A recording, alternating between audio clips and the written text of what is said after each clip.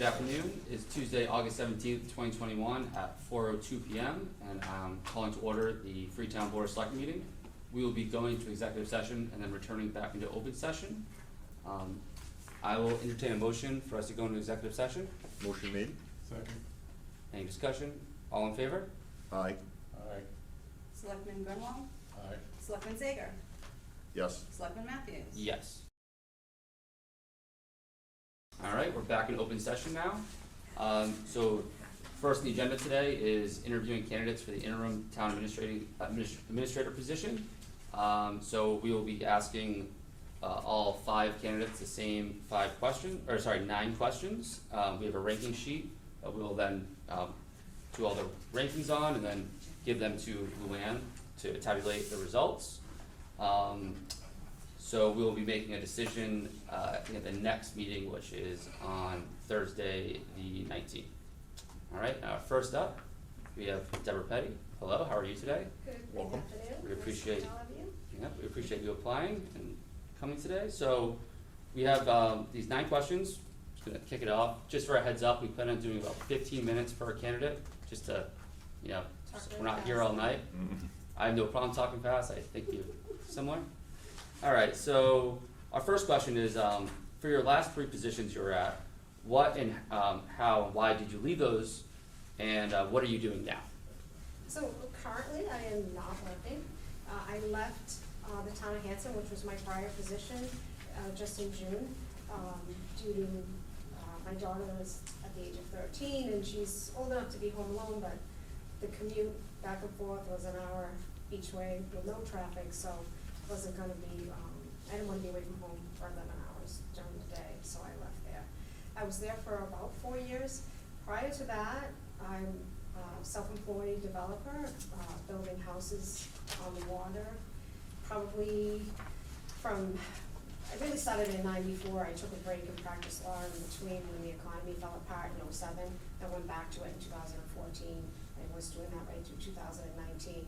I stopped and decided to go to work for the town of Hanson because I hurt my back and thought that it would get better, but it just wasn't getting any better. And at this point, there's not a whole lot they can do for that, so I didn't want to keep doing construction. Practiced law for 8 years, wasn't in love with it, so when the opportunity to build houses came, I did that. So that's basically my whole career. All right, great. So now there's 4 different kind of areas here, and we'd like you to rank them from strongest to weakest based on your experience. So it's budget, IT, HR, and procurement. Budget, you mean 1 through 4, so budget is probably a very strong suit of mine, I'd say 1. IT is the least, so 4. Human resources, I would say 2, and procurement 3. Okay, great. So yeah, can you just talk a little bit about your municipal or government experience? So your time at Hanson, kind of what did you do there? So in the town of Hanson, I was a town planner, but the town planner description there, I oversaw almost all the land use departments, so zoning, conservation, planning, all of the land use departments. I also applied for and oversaw the grants. So while I was there, I received about 8 grants to the tune of almost, I think over a little over $1 million. So not only did I apply for those grants, but I had to manage those grants. So from putting things out to bid, typing the IFBs or the RFPs, which, for the procurement process of getting the vendors to do the work, and also actually out in the road, checking the construction and making sure what is supposed to be done is being done.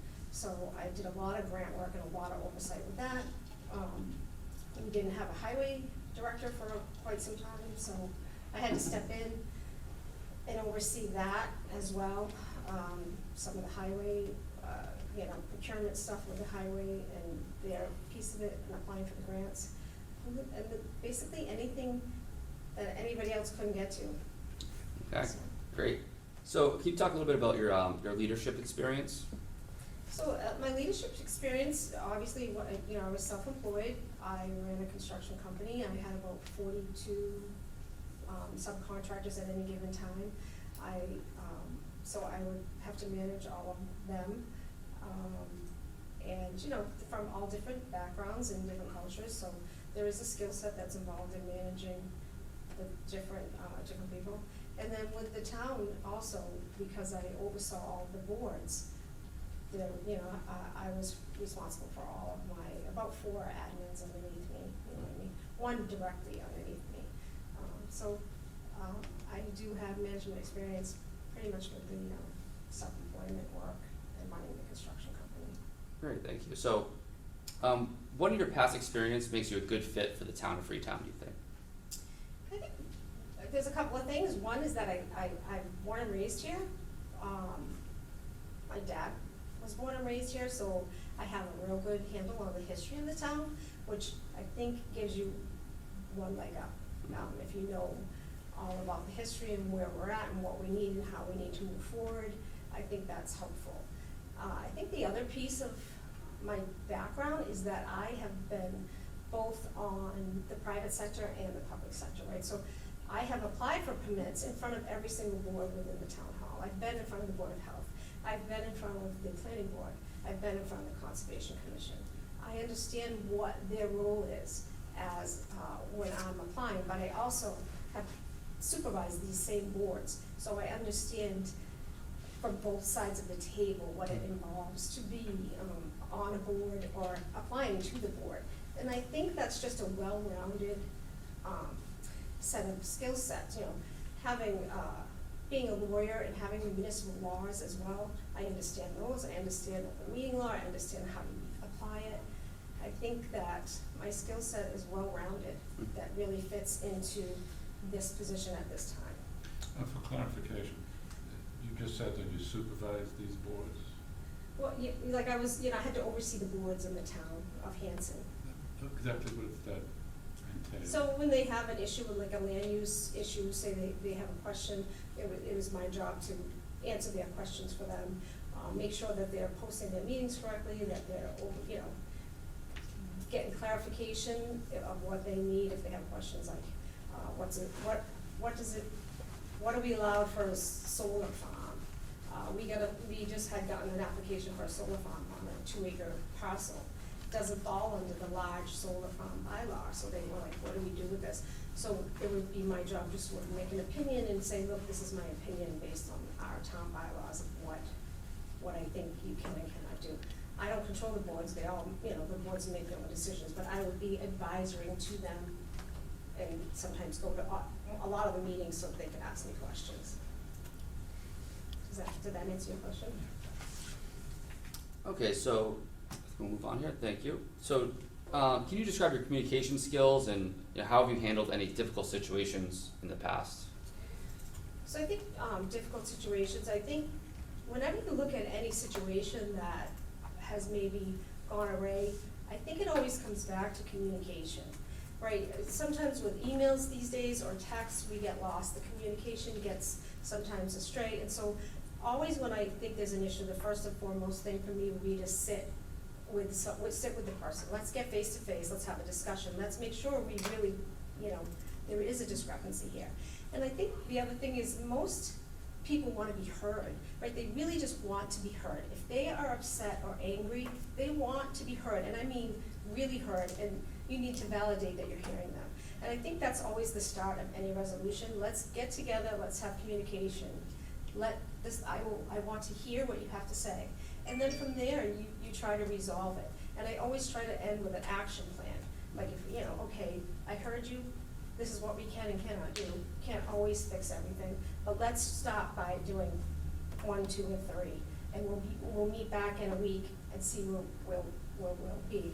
If that doesn't work, one other thing I've done with my employees or subordinates is, hey, if you don't like my resolution, how about you propose a resolution to me? Because sometimes when you turn the tables on them and they have to sit in your seat, they have a different perspective all of a sudden. Sorry, it didn't hit. It's very dangerous to hold sneezes in, Jared. I wasn't trying to, I was trying, I didn't want to come out. So I think that's sort of how I would approach that, you know, I always communication first and listening actively and then trying to come up with an action plan Perfect. Alright, so this position will be for no longer than 6 months in the current job description. So during this time, this relatively short time, like what are the goals that you would have? You know, to start any new position or anybody walking into town, I mean, you need to first assess where we're at, right? And I would rely heavily on the selectmen for that. I mean, where are you guys? And that'd be one of my questions I would pose to you guys, like, what do you see as the most pressing thing that you need to get done? I have watched all the meetings, I look at all your agendas, so I do follow along. But, so that's the first thing is, okay, what is it that the selectmen are looking, and ultimately the townspeople, because you represent them, where do we need to focus on? There's a lot that we can do in the town of Freetown. I mean, I think that we need to really start to get poised to get some of these grant monies, with the government bringing in infrastructure bills and the state giving more grant money, the CARES Act money. There's gonna be a lot of grants coming. You need to be ready. They're very quick. You only have sometimes 2 to 3 weeks to apply for them. And in order to be able to apply, you need to be ready. You need to have some groundwork laid out. So that would ultimately be, it's gonna be difficult with 19 hours a week, I'm not gonna lie to you, but that would be something that I would be looking to focus on. You know, enhance and there's so many pieces that you do to get ready for grants. You do ADA, self-evaluation transition plan is almost required for any grant now in the state, so that has to be done. The municipal vulnerability preparedness plan, that needs to be done. And then the next steps are getting action grants, which could pay for new culverts, possibly different things with, ponds and drainage issues. Economic development plan, housing production plan. The state's gonna look to see if you've done your groundwork with some of those before you're eligible for some of these grants. I was able to get grants to do every single one of those reports I just mentioned in the town of Hanson. So I would be looking to try to start doing some of that stuff and get those grants coming so that the town can get those reports done. The next step after you kind of get those pieces of the puzzle is the master plan, which will be really a big thing that the town probably needs to start looking at. We have a train station coming, we have some big developments coming, probably getting a master plan which involves the public, and where they wanna go and where they wanna bring this town will be really important, I think, at this point. I totally agree. That's something we've actually talked about, and you're not the first person to say that we need a master plan, so that's for sure.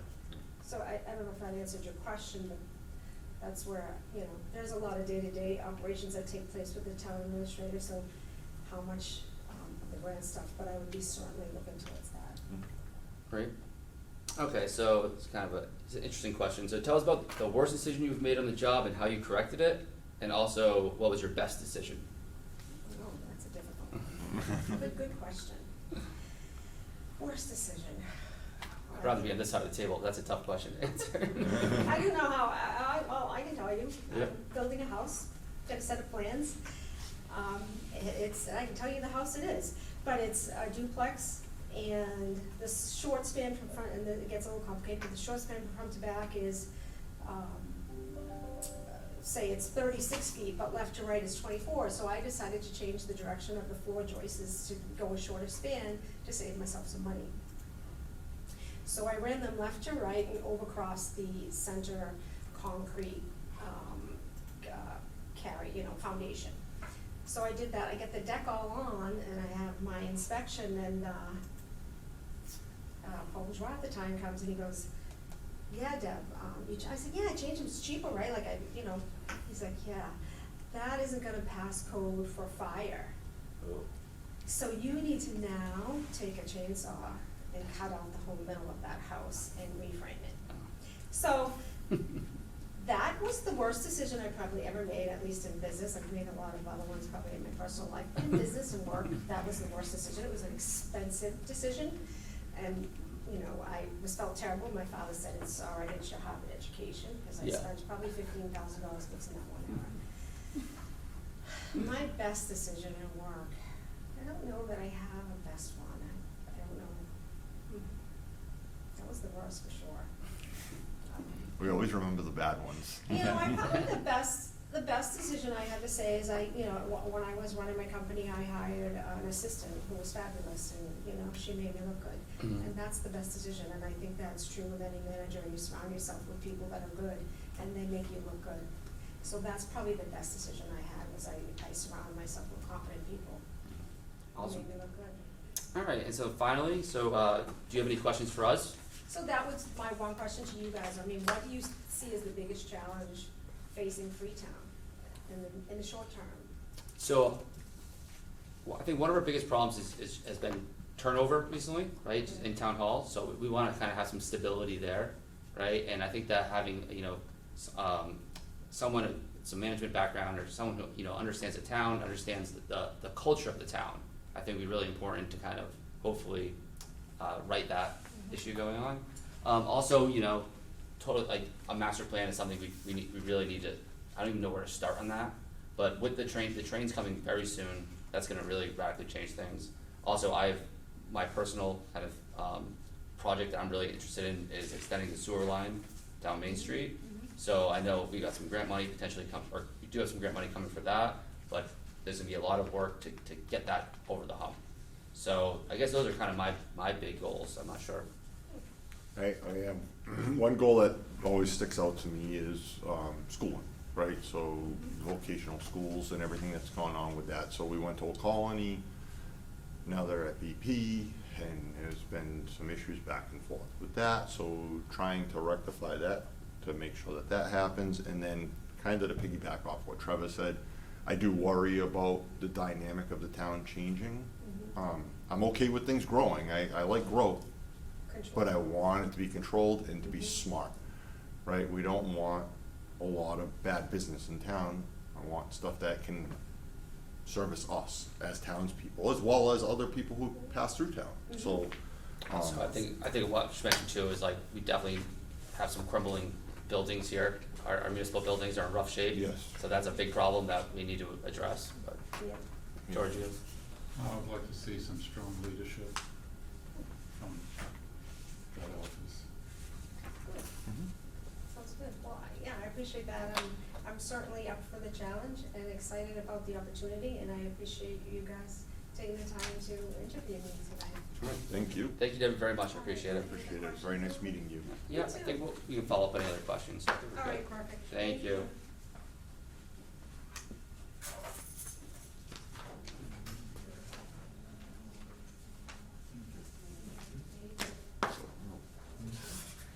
I'm just moving my ranking sheet to the front and then fill them out afterwards, I think. That way I don't want.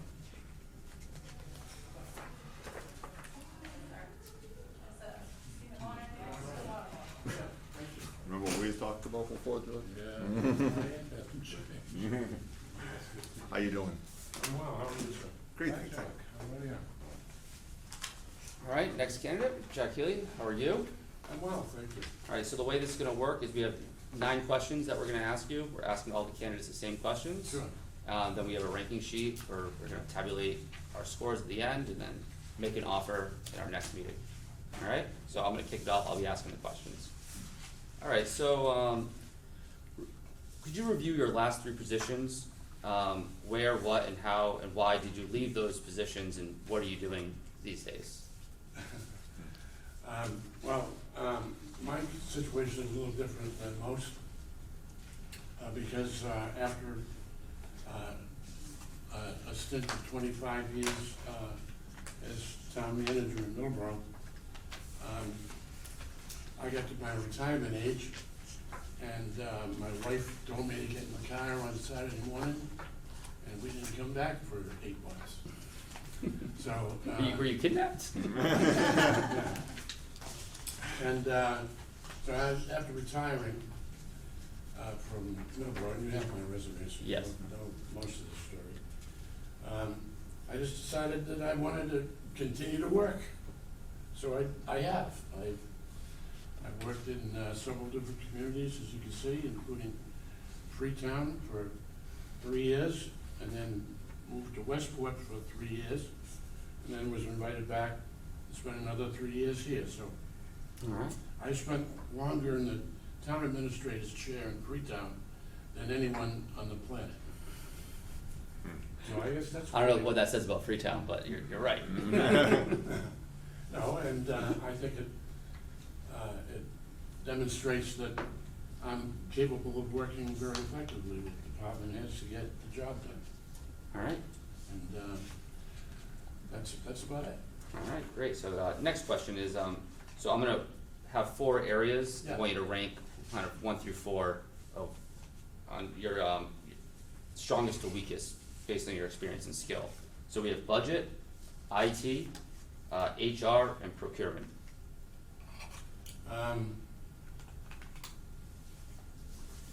I guess I'd put budget first, and then I put IT and what are the other 2? So human resources, Human resources, I'm strong with in human resources. okay, then IT, And IT. okay, Yeah. I'd say I'd have to be IT would have to be the weakest. okay, and then procurement. I came along earlier than computers. Yep. I hear you. Okay, so now we have your resume, but this is for the folks, at home and the audience here. So, can you talk a little bit about your municipal or government experience? Just maybe highlight, you already kind of mentioned some of Yeah. this, but, maybe a quick highlight of. Well, as you know, I got a master's degree in community and economic development. And after spending some time in seminary and serving a couple of churches in upper Massachusetts state, Rowan Heath, anybody know where Rowan Heath are? Do not. I decided that I really wanted to get into the business that I was in. While I was getting that master's degree, I worked for the planning department in Springfield. I did all the work on their pocket parks, if you know what pocket parks are, little inner city parks and playgrounds. That was one of my major work assignments. I then spent some time in Hartford, Connecticut, worked for the Commission on Human Rights and Opportunities, and got a call one day from the guy that was once the planning director in Springfield.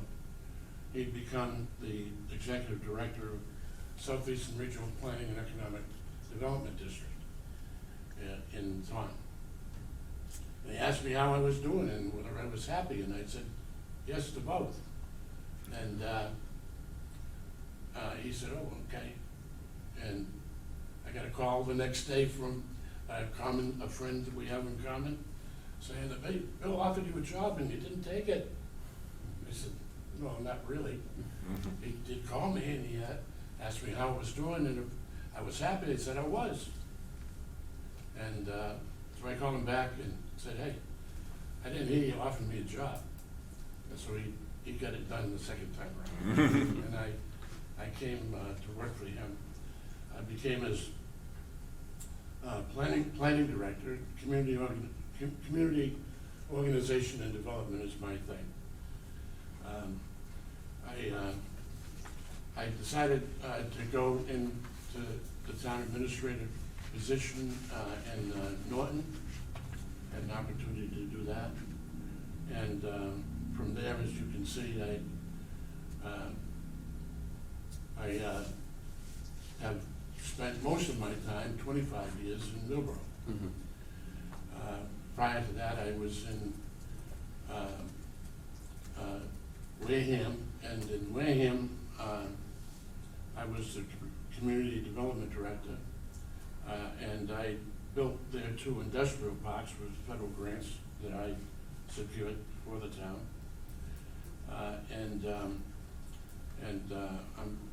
I'm proud to say they're both full, and it's still viable entities. And but I also wanted to move on to something else, and Middleborough opened up.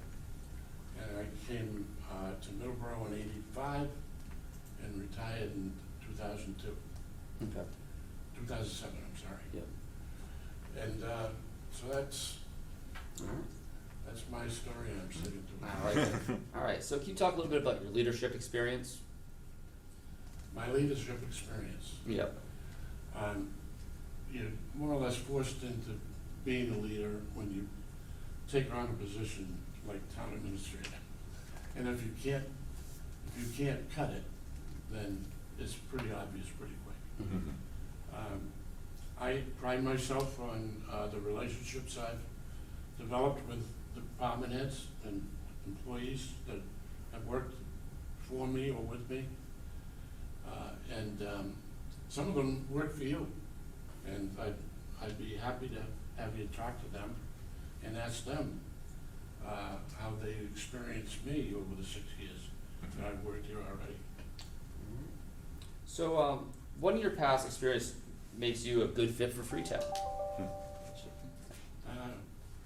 Well, familiarity sometimes leads to contempt, but it wouldn't in this case. And I just love Freetown. I wouldn't have spent 6 years here previously if I didn't enjoy the community and the people here. It's a great community. There's lots of community spirit, which is what I love the most. There's a lot of that in Middleborough, and that's what kept me there that long, is the spirit of the community, and it's what drives you all, I think. Absolutely. Alright, so can you describe your communication skills, and in addition to that, so like how have you handled a difficult situation in the past? A specific, difficult I mean, situation? I guess you can be Generally- specific, general, you know, I mean, we're pretty open here, so. Yeah. Trying to think of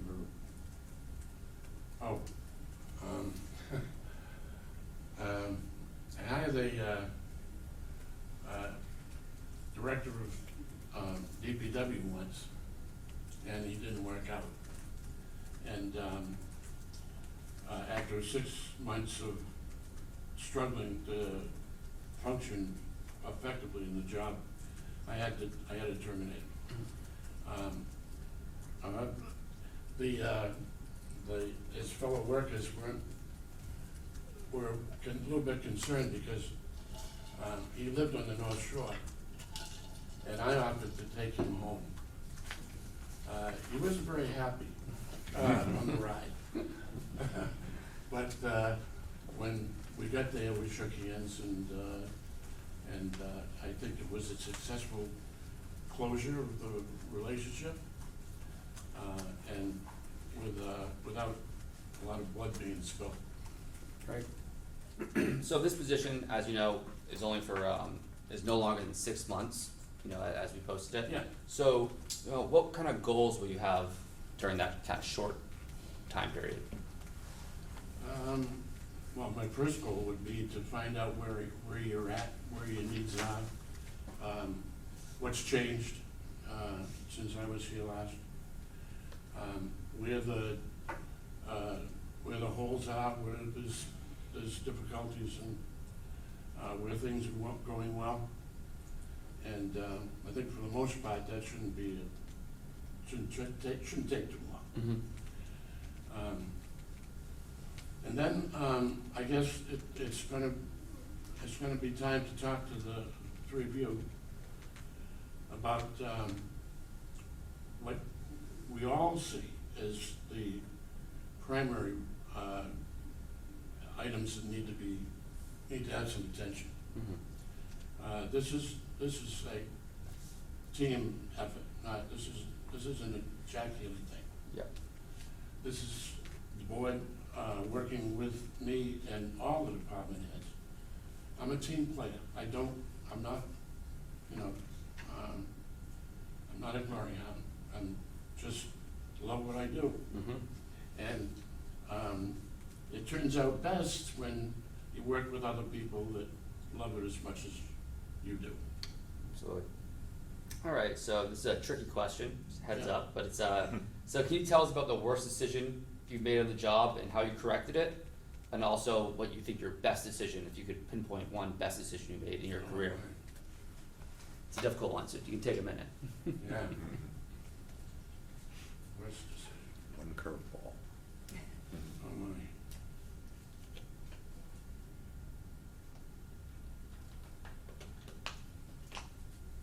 There's not one that keeps you up at night still? Yeah. No, gee.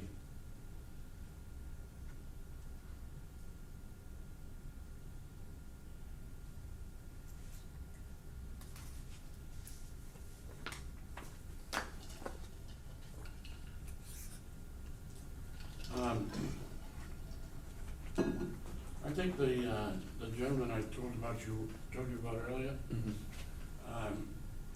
who had great paper credentials, and I thought was gonna be a real star as a DPW director. I think that story is probably the worst decision I ever made. I think I corrected it in a way that was least painful to him, and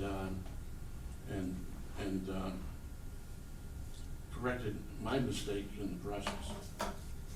Makes sense? Yeah, Yeah, I can relate to that decision. yeah. I think the best decision I ever made was, happened in another interim position in Southbridge. I was hired by the 9-member council in Southbridge. Yeah, don't ever do that. And I was a town administrator, and I got there, and they had a $3 million shortfall. They were gonna be laying off school teachers left and right, people in other departments. If they didn't have serious tenure, they were gonna be going out the door. But you don't survive a $3 million shortfall. I worked with Copeland and Page, the attorney. And I know you have Copeland still here? Yep. Yeah. I worked with one of the attorneys from Copeland and Page, and we negotiated a contract for the landfill. It was being run by the town, and we contracted with a firm in the Worcester area who, that's the business they were in, to come in and take over the landfill and manage it for us and give us a big check. Because they were good at what they did, and they brought a lot of trash in, we generated the money that would be necessary to avoid those layoffs. So while I was only there for about 6 months, I solved a problem that may not have been solved, and they may have been forced to go through that kind of pain. So it was a real success, and I guess I have to say that's gotta be the. Yeah, no, that's a good one. Yeah. So I guess finally, do you have any questions for us? Here's a curveball for us. No, no curveballs, not yet, but I will. I like it. All right, All right. well, thank you, sir. Thank you very much. Thank Appreciate you. your time. Thank you. Shall I send the next victim then? Yeah. I think so. Oh, you got that? See you, Jeff. You did, yeah.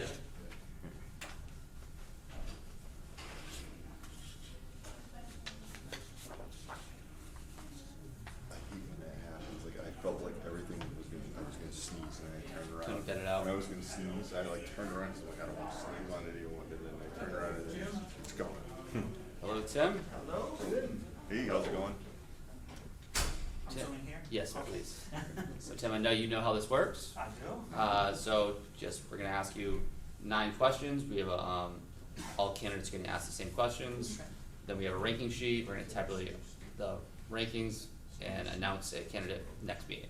Okay. Alright, so I'll be asking all the questions, Okay, so I'm just gonna kick it off. all right. Alright, so can you review your last 3 positions, where they were and how and why did you leave those positions? Thank you. Actually, all of my last 3 positions, I guess, were with the town. So, you know, I've kind of worked my way up. I started off with the town in 2016. It's all on my resume. so, Yeah. More for the public than us, Right, yeah, right. but, Well, I started off as like a full-time, or once I became a full-time employee, I was kind of the floater, so I worked in all the different offices as needed to fill in for vacations, sick time, anything like that. Eventually I became the senior clerk in the selectman's office, doing kind of answering the phones, the routines kind of stuff. Then ultimately became the administrative assistant, where I worked basically, I won't say ran the board, but ran Yeah. the day-to-day business for the board, and then worked directly with the town administrator. Eventually then, once my counterpart left, I became the executive assistant, kind of filling in for the town administrator when we didn't have one for maybe 2 or 3 months. And then, that was it. Left in the spring. alright. You know? As I do. Okay, so now we have 4 areas here that we want you to rank from strongest to weakest based on your experience and skills. So there's budget, IT, HR, and procurement. Okay. Well, I've worked with the town administrator in all 4, so Mhm. I haven't been in charge of any of them. Yeah. But, I would say IT, if there was something I was in charge of, it would probably be IT and the town hall. Mhm. Then probably, so it's budgeting, IT, HR and procurement. HR, and procurement. Next I would probably say is probably HR, just because I was a worker there, I knew all the workers, so I knew how to handle the people. Procurement I didn't actually do, but I did help out a lot with pulling together all the paperwork, and I know how to find the information that I need. And budgeting, this past budget cycle, I pretty much set up the selectmen's budgets, Mhm. selectmen and town administrator's budgets, and pulled all those together. So I would say probably procurement 4th, budgeting 3rd. Alright, thank you. But I do have experience in all 3, Yeah. all 4. Once again, we know this, but next question is what municipal or government experience do you have? Like I said, been with the town of Freetown since 2016, full-time in the selectman's office since 2018. That's pretty much it. Yep, yep, I think your resume That one. speaks and, yeah, I think we all know. So can you talk a little bit about any leadership experience, you know, either within work or maybe outside of work, or, you know, you can kind of Mhm. go wherever you want with that. Yeah, well, the administrative assistant position in the town hall, it's not by title, but it's kind of the assistant town administrator. Everyone comes to our office for guidance, or, you know, how do you do this, how do you do that, we need this, we need that. And especially when the pandemic started, we had to go from, you know, day-to-day business, suddenly going all at home. Mhm. The board had to keep running, we still had to have the meetings, so we had to figure out on the fly how to do that. And that was kind of my niche, was to get the board up and running and going, and I think George can probably tell you, I think we did a pretty decent job. I think so. I think so. Yep. And you too, you I were still I doing agree. it for a bit. Mhm. Yeah.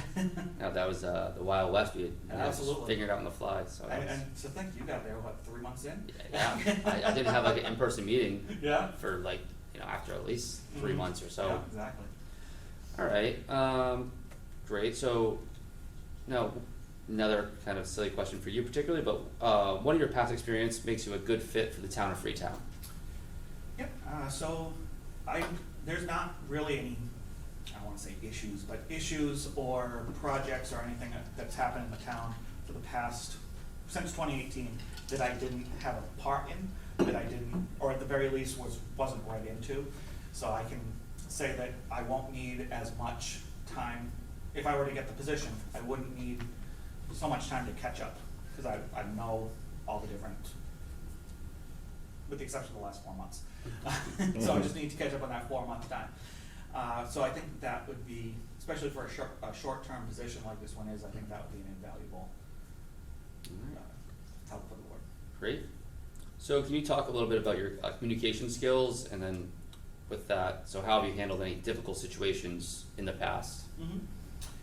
So when you're working in the selectman's office, you have to deal with many members of the public coming in with assorted issues, be it trivial things like, our trash didn't get picked up, to major things like, I'm being overtaxed for my charge, or overtaxed and stuff like that.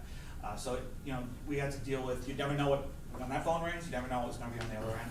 So you're doing that, you kinda, you have to think on your feet, know where to send people, and, and just kinda talk them down. Sometimes they just need to be heard, and people, they just Bless you. call up, bless you. They call up, they just wanna be heard, so you just kinda talk them down, find out what exactly the root of the problem is, and get them where they need to be, if you're the one that can help them. Yeah, absolutely. All right, so as you know, this position is only for 6 months. What are your goals in that short time period? I think it was, there was a line in the posting that said to keep the town running well, or something Yeah, along those yeah. lines. I think that's the main goal. You just kinda getting to the next, sort of big boss, if you will. And I think that I might be an ideal candidate for that. All right, great. So can you tell us about this is a tricky question, give everyone the heads up on this. Okay. So prepare. But can you tell us about the worst decision you've made on the job and how you corrected it? And also, what do you think your best decision was? Well, the best decision, I can start with that one. I touched on it a little bit earlier with the, setting up Zoom.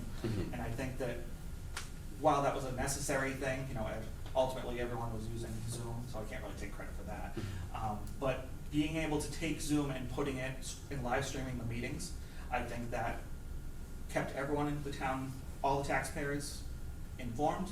If they wanted to know anything about what was happening in the meeting, they could go on there. And I know once I left, I was able to keep up with what you guys are doing. And now that you're back here, I have to wait for the videos, just like everybody else. Because I feel, if I'm not able to come to the meetings. Of course. Like that. Worst decision.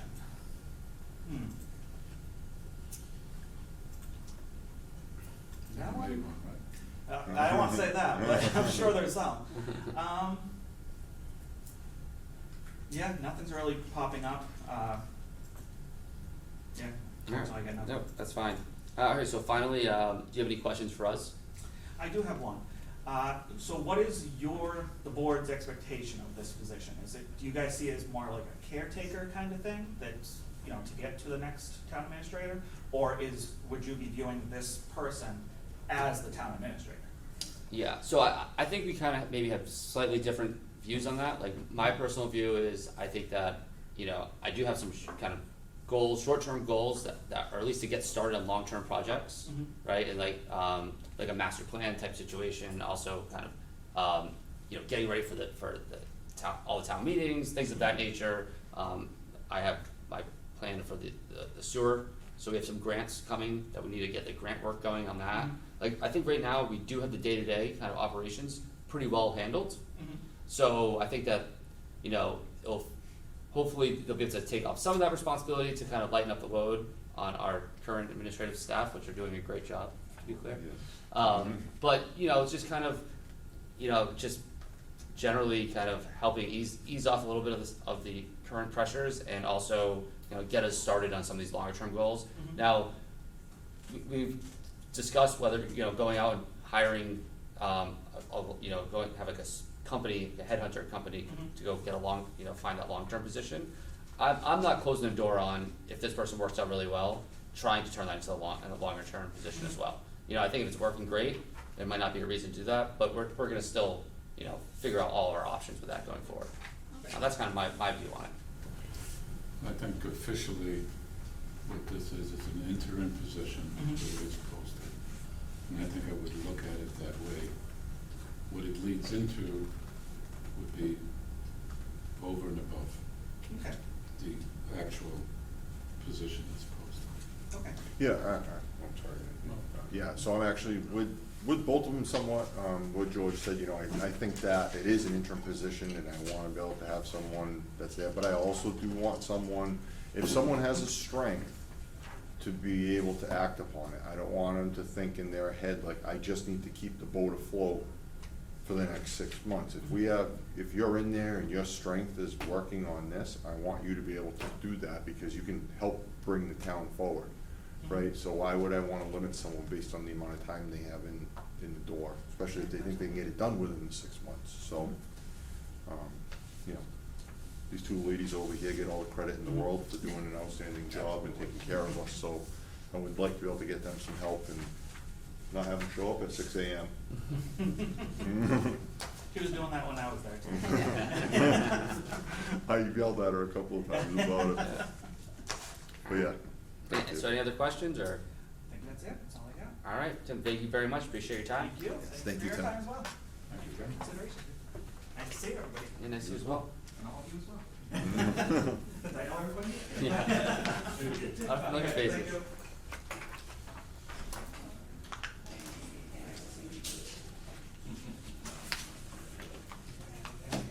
Feel like Groundhog's Day for you guys? I've seen this vacuum.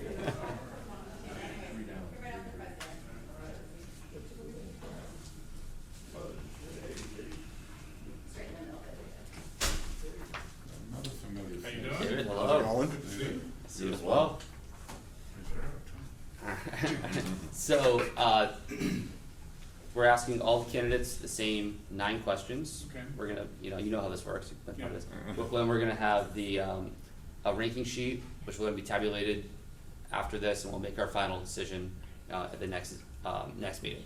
Alright, so, I think I'll just kick it off, and David, thank you very much for coming. So, can you please review your last, for your last 3 positions, where, what, and how, and why did you leave these, and what are you doing now? Okay. Which I know that a lot of these are kind of, they don't fit in, I know this, but this is more for the Oh, sure. folks at I home as get well. it, I understand. I was, had worked previous to Plymouth. I had worked at the Cornerstone Academy as the business manager for 13 years. I had stepped out of government for a period of time because I just wanted to work in a different managerial environment.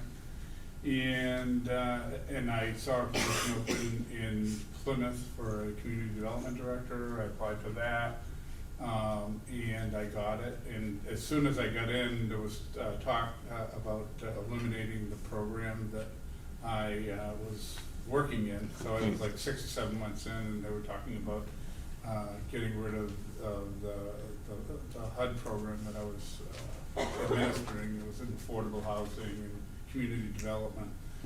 And I applied to Freetown. I got the job in Freetown. I was here about 3 years, 4 months.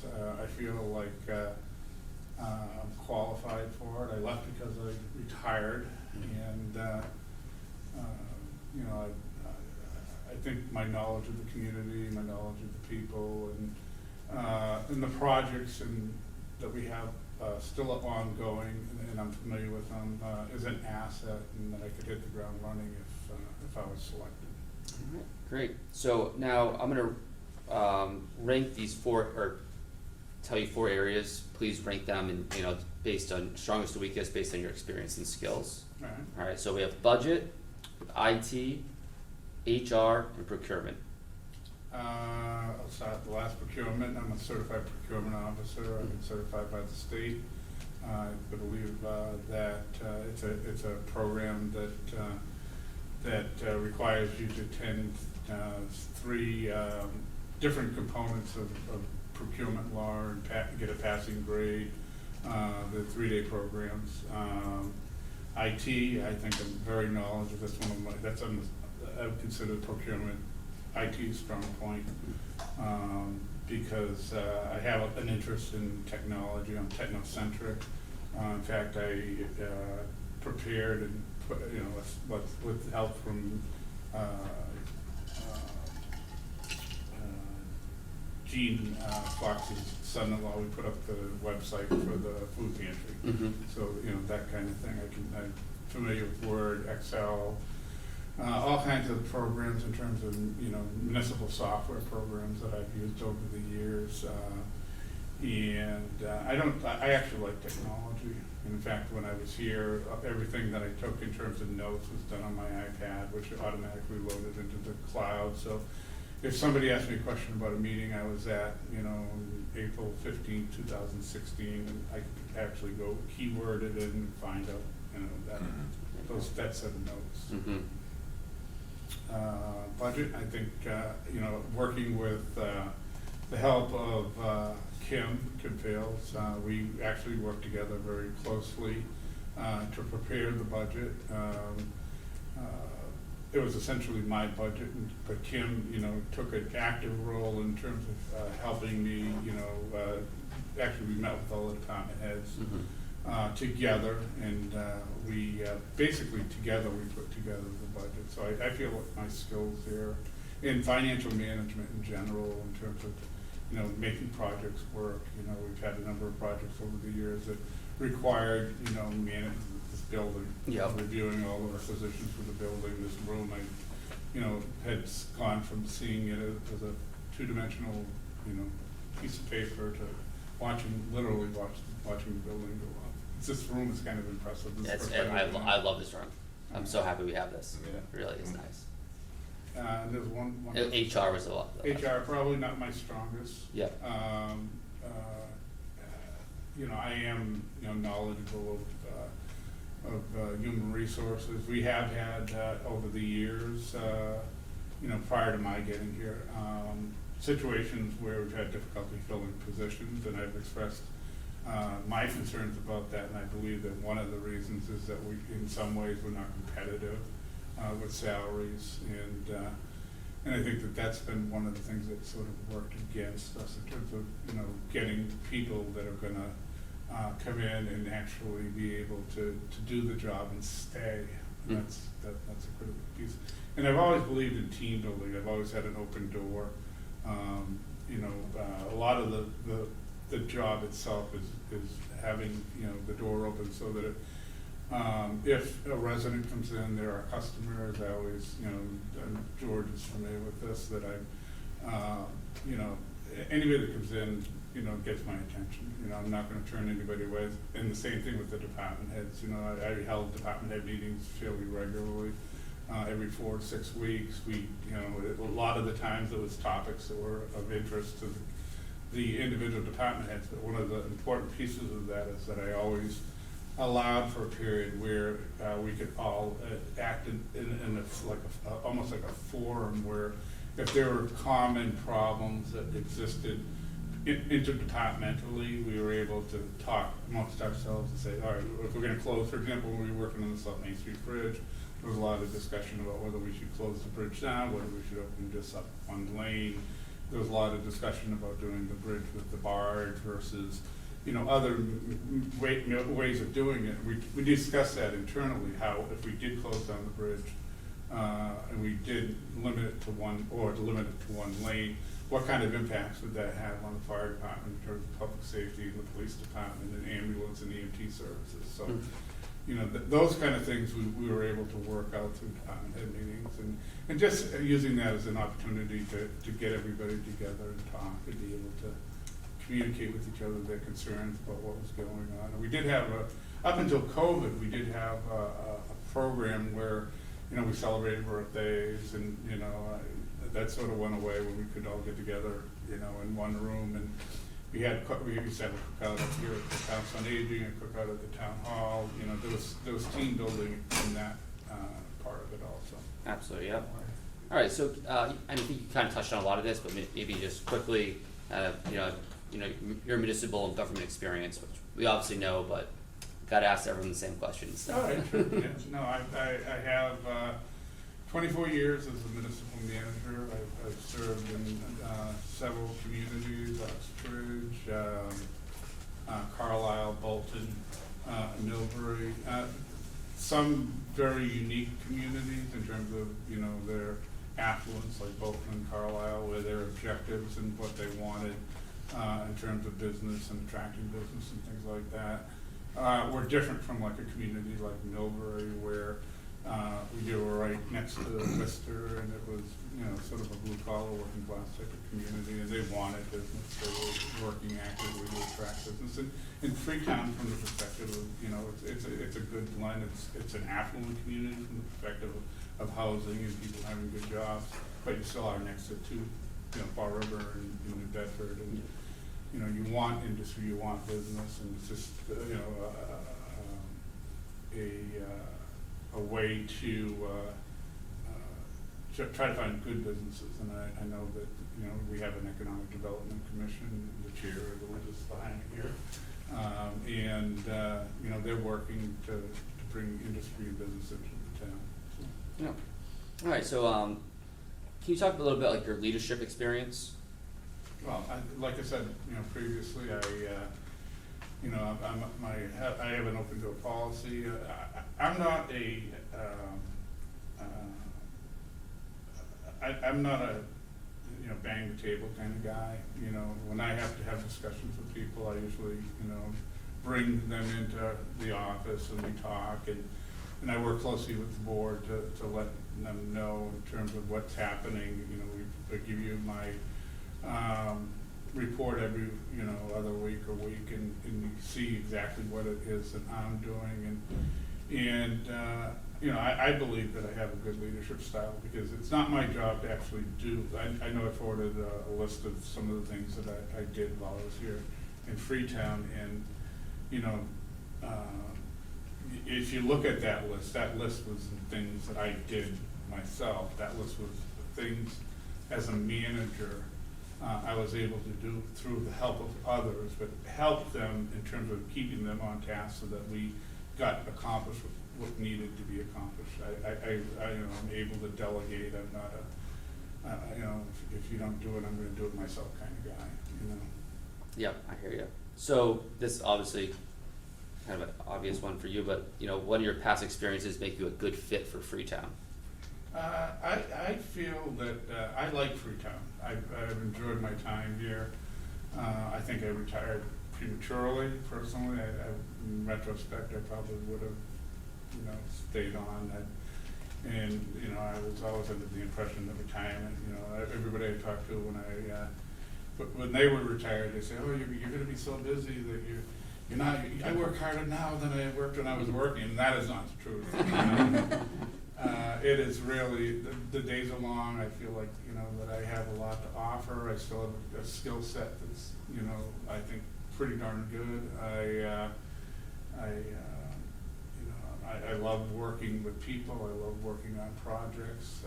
I'm continuing, my commitment to Freetown hasn't ended, because I'm still actively involved with the food pantry. I come down once a week and I work there, and I, help put up their website with G. Fox's brother, son-in-law, and I'm always doing little things for them, but I'm really looking for an opportunity to get back in and serve people. All right, sounds good. So, can you talk a little bit about your communication skills or style, and how have you handled a difficult situation in the past? Is utilizing those communication skills? I think I can. Once again, it comes back to the whole, open door policy and the ability to allow people the opportunity to come in and talk to me. If there's an issue, I'm not going to go tell Chuck, how deep to put tar on the road. I'm not a highway surveyor. I'm not going to tell, Kim, how to take care of the woods. Each of those individuals, they have, that's their job.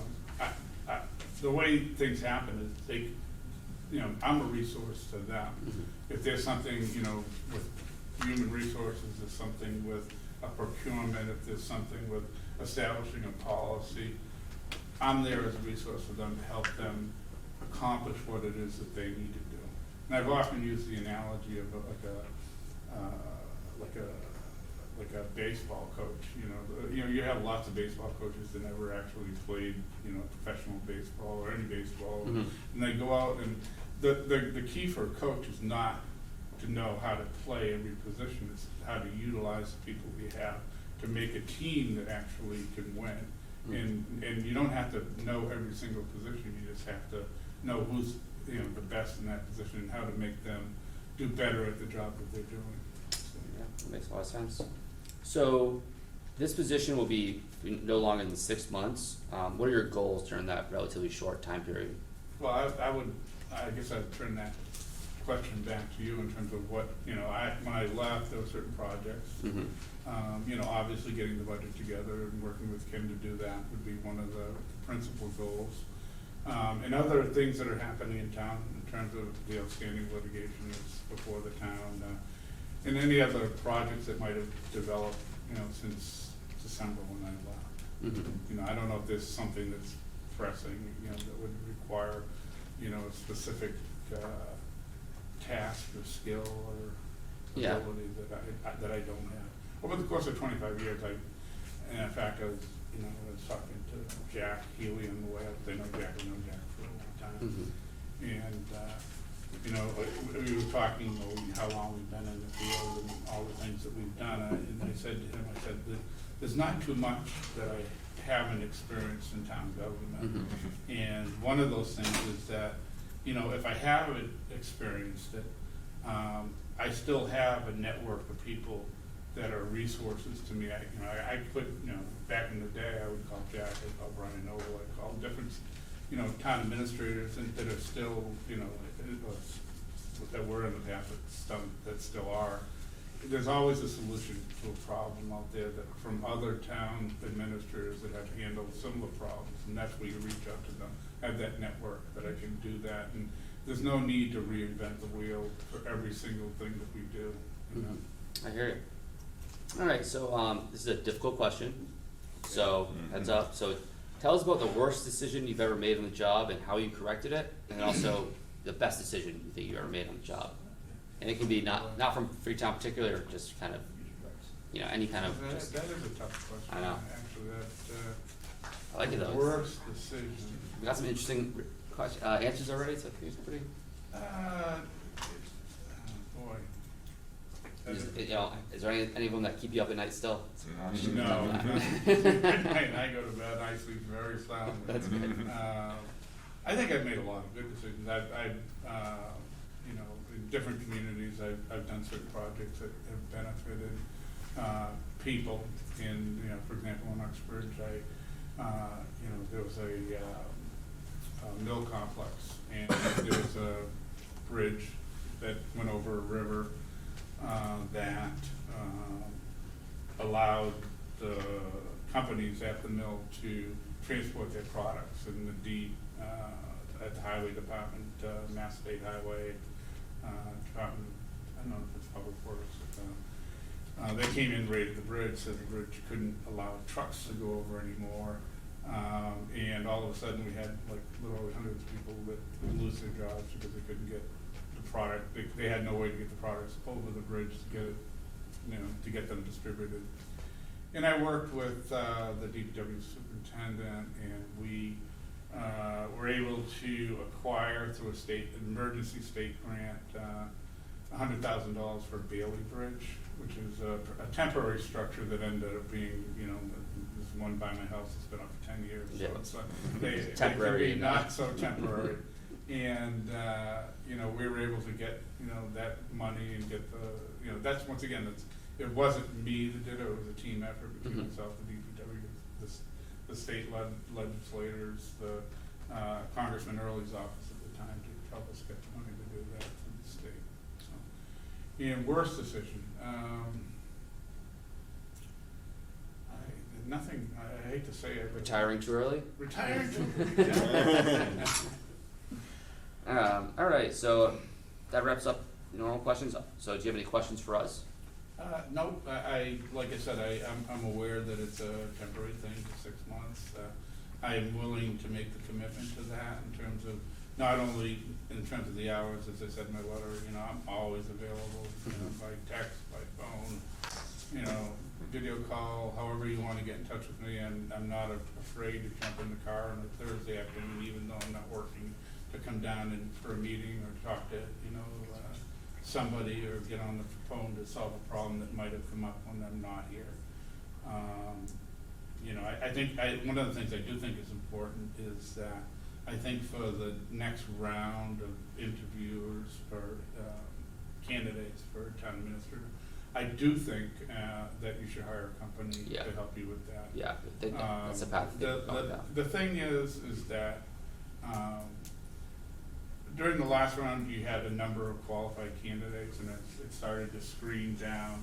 Some of those people that probably would have been great candidates dropped out. And you ended up with 3 good candidates, don't get me wrong. But I think that the advantage to having a company or a consulting firm do that is that you get, number one, you buy their network. These guys that have these consulting companies, 2 of which one is my cousin's Community Paradigm, and the other is Municipal Resources, which I've done consulting work. There's also the Collins Center in Boston. They're gonna give you candidates that they know that have worked in the field. They have connections where they know who's who and where they've been. And the thing is unfortunately, when the board terminates somebody after such a short period of time, the pool, there's a very small pool of people that do this kind of work. There's probably 300 of us in Massachusetts. And it's always a shuffling of chairs. Yeah. One, you're here for a few years, and they're like Jack was in Middleborough, God bless him, for 25 years. Yeah. That's a very rare thing. But the thing is that there's always people out there that are looking for another opportunity. And the one thing that potential candidates are gonna want is job security. And when they see, they only have the guy for 6 months, that creates all kinds of red flags. So I think that a consulting company will get you candidates that they know that will be able to adjust to that and be able to, want to apply for, to work in Freetown. Yeah, that's a great point. All right. Thank you. Any other questions? All right. Nothing, George? I know about you. Yeah, George speechless. All right, David, thank you All very right, much. thank you. Appreciate your time. Take care.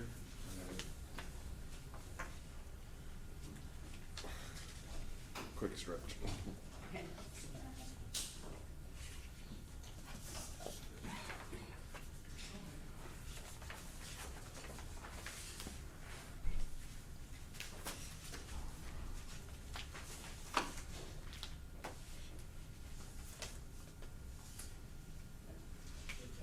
How's it going?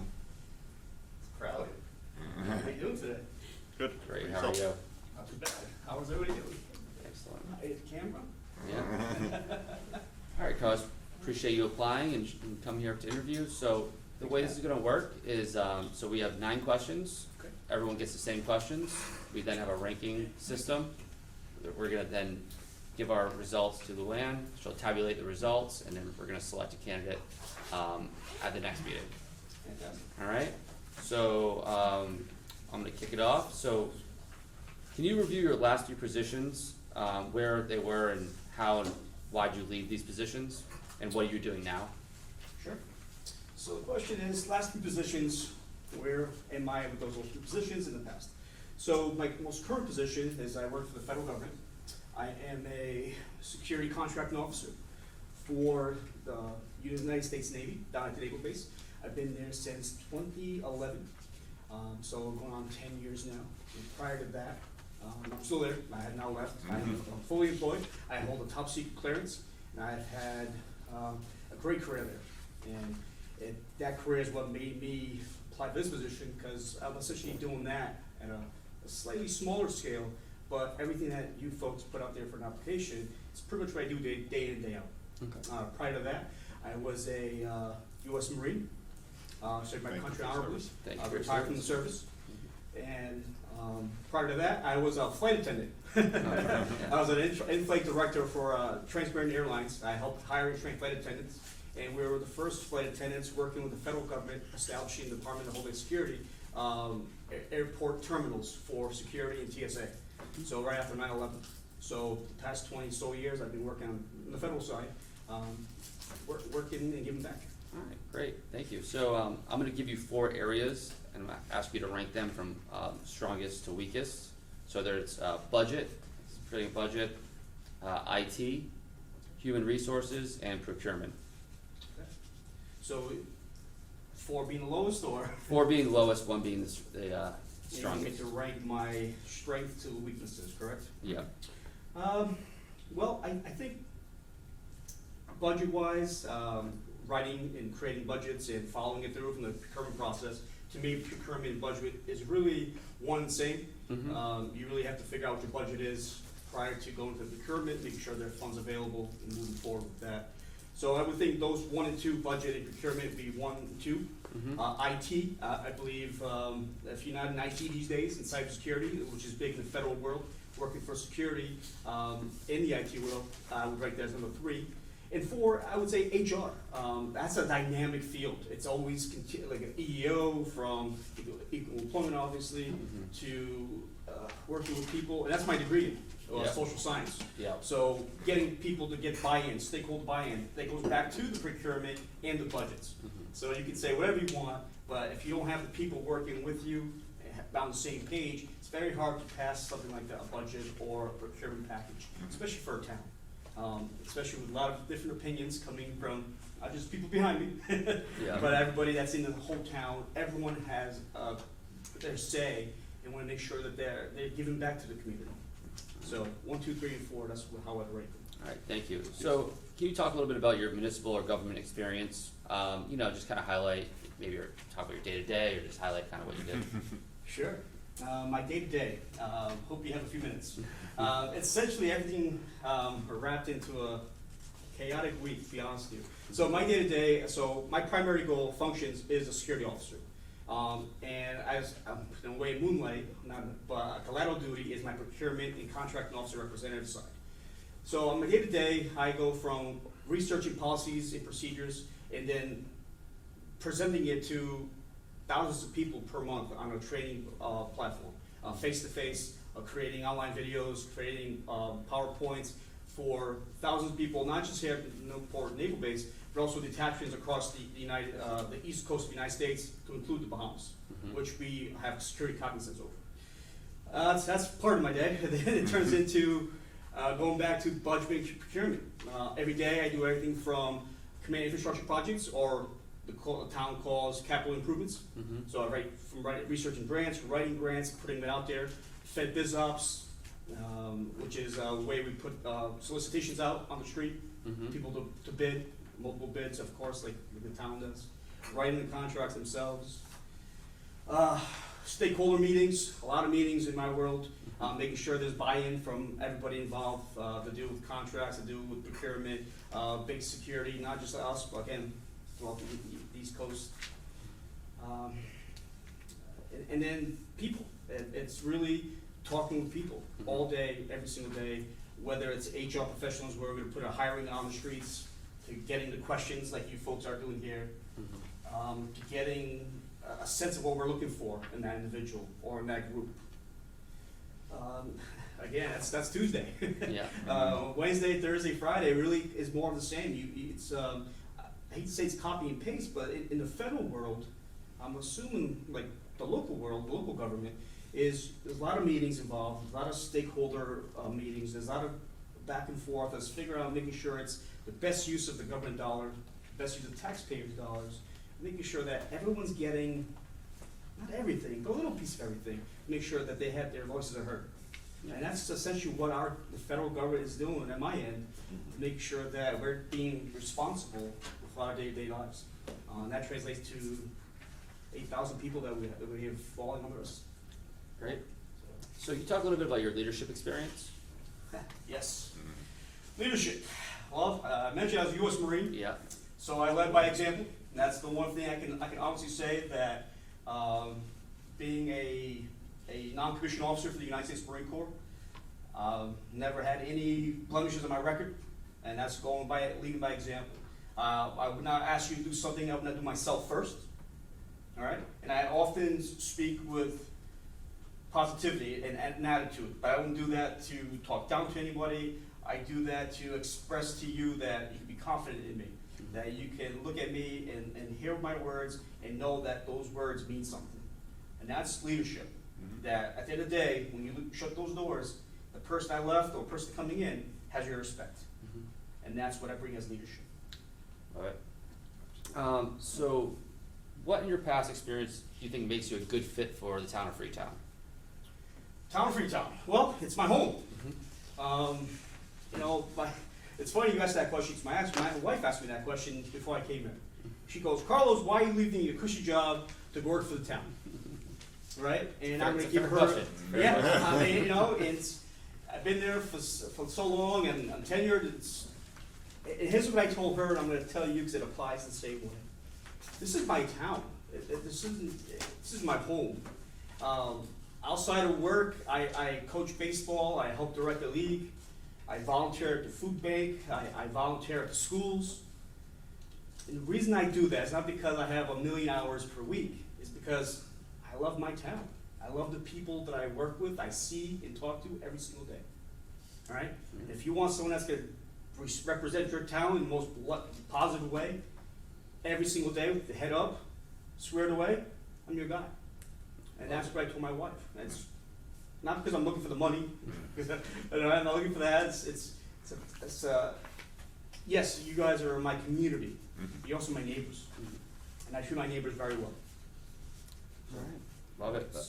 So, can you talk a little bit about your communication skills, which I think you've already touched on, but you know how you've handled yourself in some difficult situations? Communication it can make or break a relationship, whether at the local level or at the federal level. Without positive communication, you're not getting anywhere. So one of the things that I've learned over my years, and one of the things I learned in the Marine Corps that transitioned well into the federal government is I became a Six Sigma process improvement guru. Right? I went through every single belt, yellow, green, and black, until COVID happened and I had to get curtailed. But the principle of a CPI or a Six Sigma is stakeholder buy-in, right? Communication. And that to me is whether that's an email, properly written email, right? Making sure that even punctuations and everything else, even if someone takes it out of context, is that email appropriate? Right? Communication to me is speaking directly to the individual, to their eyes. At the same time, you follow through what you say. Words mean something. And when you have those principles in place, people tend to want to work with you. They tend to want to gravitate towards you. They want to make sure that what you're saying is what they're saying. It's just another person saying those words. So communication is the most important thing, especially in a small community. All right, being in locally, you talk to everybody, you get to know everybody, but at the same time, you have to make sure that you have their trust. And that's one thing that again, my bedrock is, back in the Marine Corps, is you do what you say, you mean what you do, right? And that means something. And you have to stick by your word. And if you don't have that, it's very hard to have a meeting or even a budget or anything, because you really need that. I hear you. All right, so this position will only be for 6 months. So do you have any goals specific within that 6 months that you'd like to go through with, or, you know? Well, so I thought about the interim 6-month thing versus what that whole thing meant. And one thing I would do almost immediately, if I look at the position, is I would go and say hello to every single person working at town hall. Every single person working for the town itself, whether you physically or remotely work out of town hall.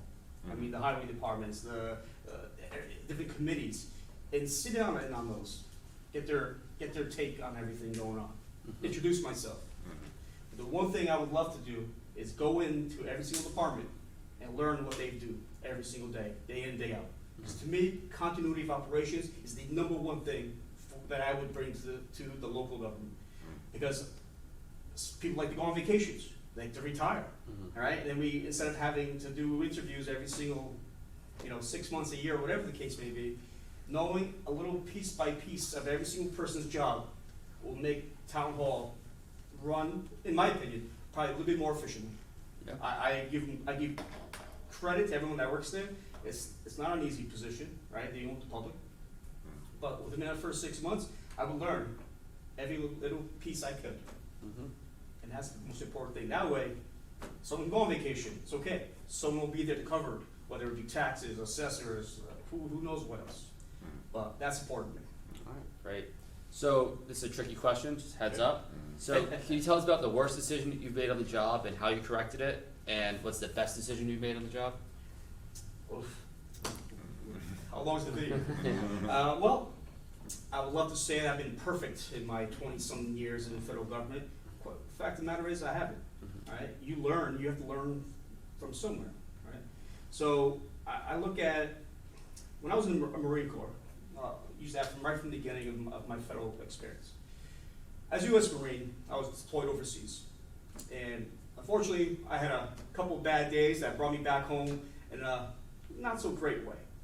So I was injured overseas. So when I came back to Walter Reed down in Washington, D.C., I had two choices. One, I could maintain status quo and just kind of go through my recovery phase, right? Or two, kind of muscle through it and kind of just say, hey, give me another position, let me learn as I go. So if anybody knows me, I chose the latter, of course. I chose two. I'm not the kind of guy that kind of sits around and doesn't do anything. But that being said, you know, when you get into the political world, people are always listening, right? They're always watching. You know, although we have the attitude as you do everything right, it doesn't matter what other people say and do. Well, I didn't really look at that until, you know, when you become a liaison to the Commonwealth of the Marine Corps, right? Which, with all the families coming in, and my job was to introduce all the families to the local community, take them out for dinners, show them the different type of support that they can have locally and outside and at their homes. Well, because of that, you kind of become family with the families coming in. So one of the lessons that I had to learn, which again, I stand by my record, but that sense of family almost clouds your judgment in a way, because you want to do everything you can for that individual, and sometimes you put things on your own self that you don't make time for everything. So one of the takeaways from it is you're working so hard on X amount of things, right? But you forget that, hey, it's only 8 to 10 hours a day. It's only 40 hours in a week. Yeah. Because of those, you know, you're trying to prove yourself in a way, you lost sight of the main goal, which is you have more than just one person. You have hundreds of families they have to take care of. You have to take it little by little, I should say, and give instead of just take it all in. Yeah. So that is one of the things right from the get-go. I learned that you gotta slow down, take it little by little, and then everything will open up. Yeah, you can still be busy. I like being busy, but you have to take a step back and kind of look at the whole thing versus trying to take it all upon yourself, which translates to working for the town. How can the town help me do my job? You know, and that's the way to do it. All right. So I guess that's any questions for us? Yes, I always got questions. So, being out in the hallway, you know, you can't help but listen to people talk and everything else. So one of the things that I did pick up on was this is a position that's been out there a handful of times over the years. Right? A lot of people retiring, coming back in, which is great. You know, they come with experience. Is there an aspect of the position that you find, or any of you find, that is more challenging than another, that I should be concentrating on? I know your announcement, you list a handful of things, but one of the things that my key takeaway was, at the very bottom it said, people person, communication skills, and you touched upon it. So yeah, I think I can take, I mean, so we've had a kind of a morale issue in town hall and a lot of turnover, you know, not just the town administrator position, but, you know, throughout the town. And so we need someone, you know, with leadership skills and the ability to kind of bring people together, right? And that's something we think we've been missing out on, at least in the short previous history here. So I think that's like one of the big things, just is someone who's really gonna bring all the department heads and all the employees of the town together, you know? Yeah, I'm actually 100% on board with that. That is something that's huge, right? We need someone who brings people together. I don't need departments feeling like they're each in their own little section. Yeah, there might be a wall in between them, but they're still all part of the team. So that's definitely a huge thing. I think just like some clarification. You have 20-some years now in federal service? yes, sir. I thought you were retiring from that. No, I still have plenty of years to go before I retire from anywhere. So, Would you be giving up your retirement with the federal No, government? I'm a tenured employee, so Oh, you're tenured. I can retire today if I chose to. Okay, It'd just that was- be a very early retirement. Yeah.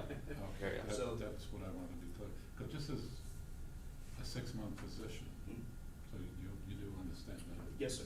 Okay. I understand, I looked into it, X amount of hours per week, Mhm. until they decide to become a more permanent position, or, whatever the case may be. So, luckily for me, in my position, if needed, I can still maintain both if I needed to, but if that's what I chose to do.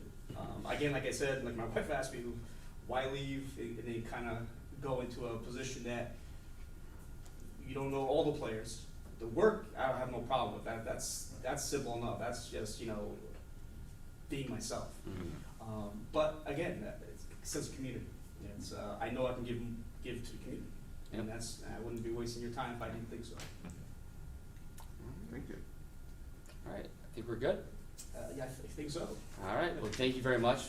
Charles, appreciate your time. Yes. No problem. All right. Thanks for having me. Yeah, be in touch. If there's anything you need from me, please let me know. Absolutely.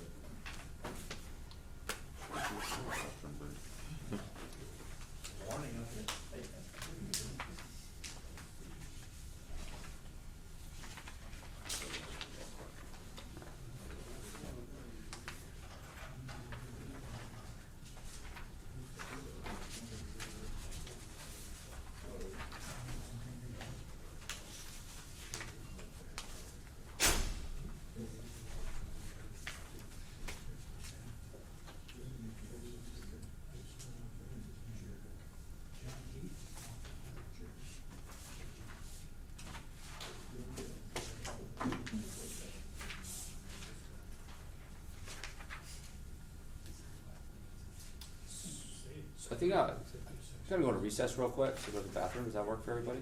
No, No? So I have to make a motion to do that? I don't know. I've never had to do it before. no. No. All right, go to recess. Be back shortly. Pause. Back from recess. We'll now move on to our normally scheduled programming. So next we actually have, so it's appoint one selectman to negotiate the contract with the interim town administrator when we make that decision. So George, being the personnel chair, personnel board chair, I think it makes sense for you. I'm sorry, I wasn't. Sorry. So this is to, the person who's gonna negotiate the contract with the final candidate that we select. Yeah, So George, you being the personnel chair, and that makes sense for you to take on that responsibility. absolutely. So I'll entertain a motion, to have George, negotiate that contract.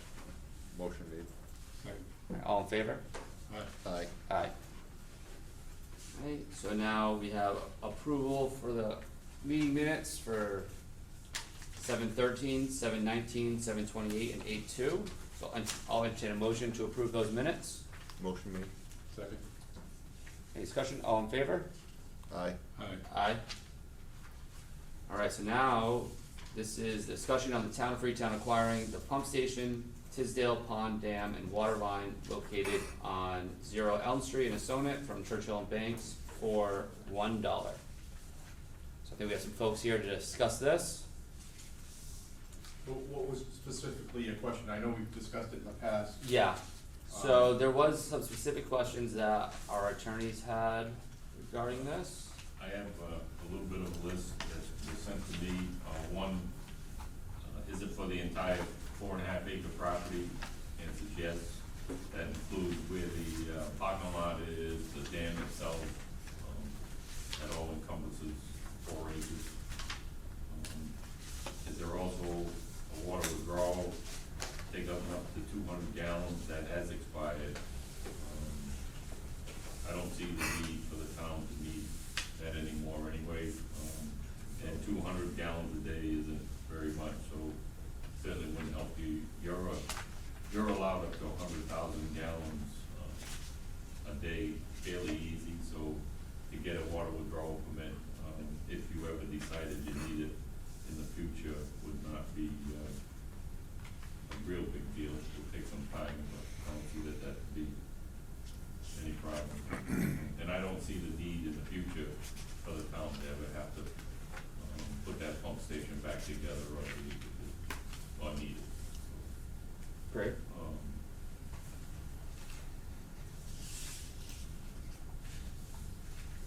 I have been, in contact with, Churchill and Banks, and I have a report from GZA, that lists some of the things, from the inspection that they would have fixed. The dam, is approved and is, what they call up to standard, but they still have recommendations that they like to see done. Mhm. So those recommendations, have been, listed in here, and Churchill and Banks has instructed our company to go in and do the work. Mhm. We're going to conservation on the 23rd to get approval, with an RDA. Basically, there's some brush that's growing in the dam itself. They'd like to see that removed. Both sides around the planks have some brush and, some miscellaneous cement that's, come loose. So we'll address all of those problems. They'd like to see new planks, so we'll put new planks in. Some deterioration in the bottom of one of the footings, so we'll drain the water to do the work anyway. Mhm. And then we'll patch those areas. And as far as I can see, on the town side, we can do everything that should be necessary to take the town forward and have it acceptable.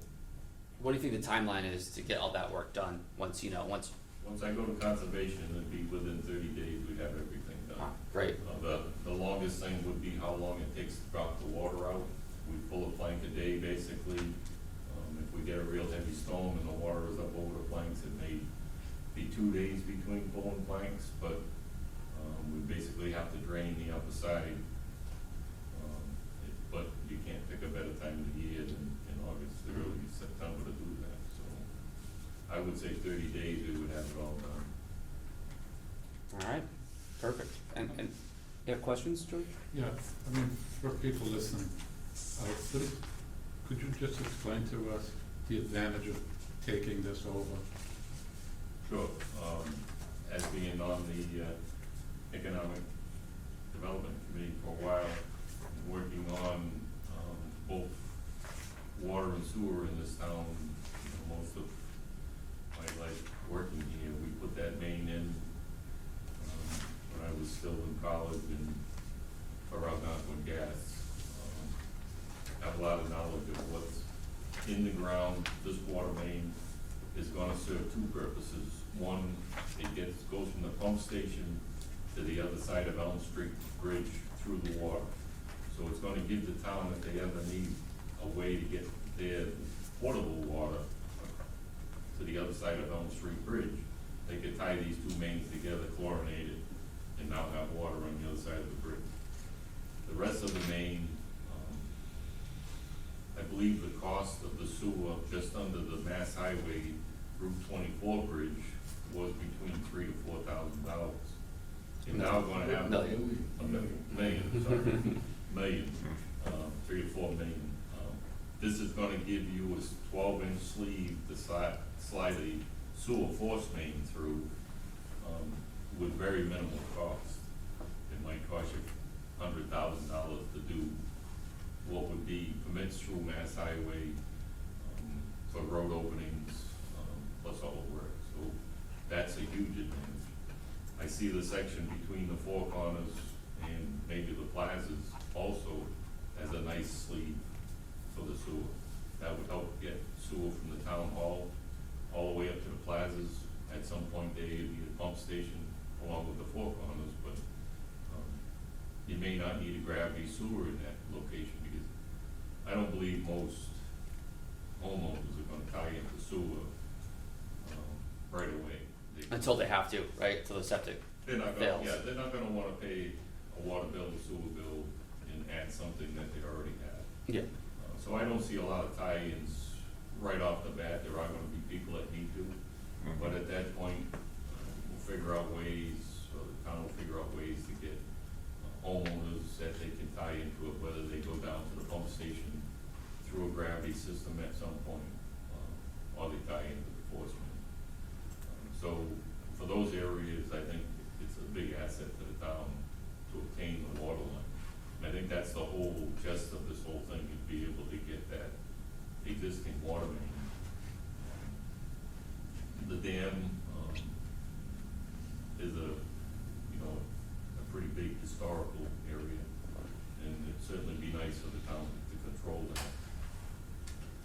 Do you know if anything's been sent down that line to see what condition it's in?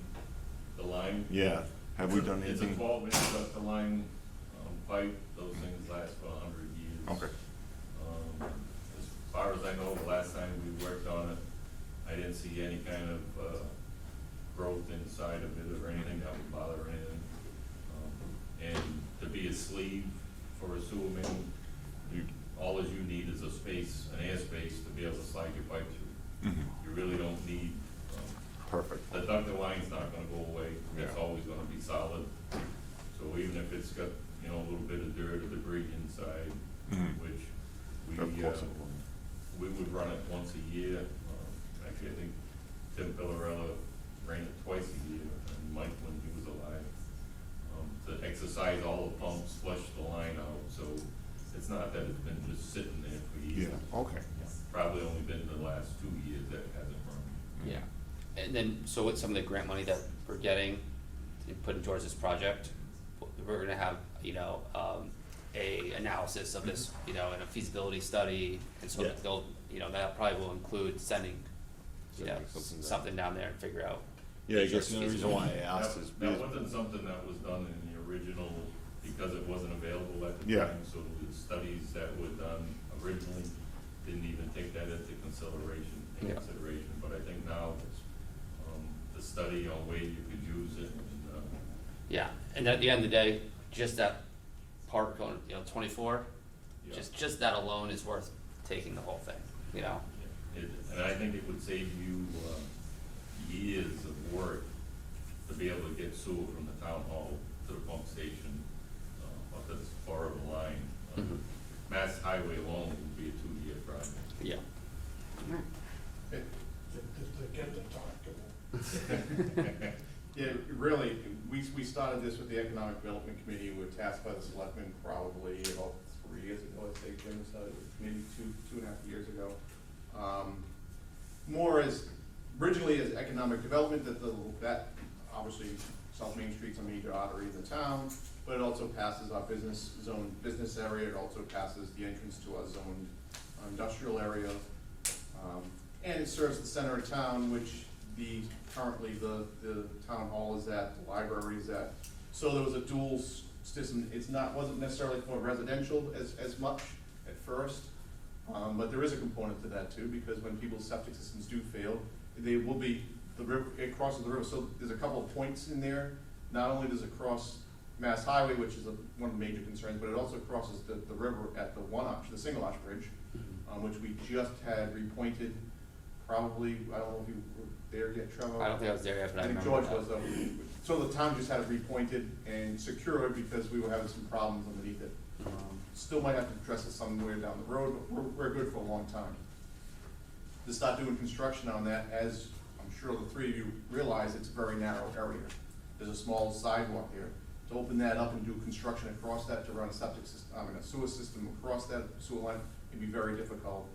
The amount of volume, traffic volume that goes through there is in the tens of thousands a day. So it would be a very difficult position. When your town administrators was speaking, David was here, that was one of the major concerns the town had was, how do we close this? Do we close the bridge? Do we close a lane? Can they dump?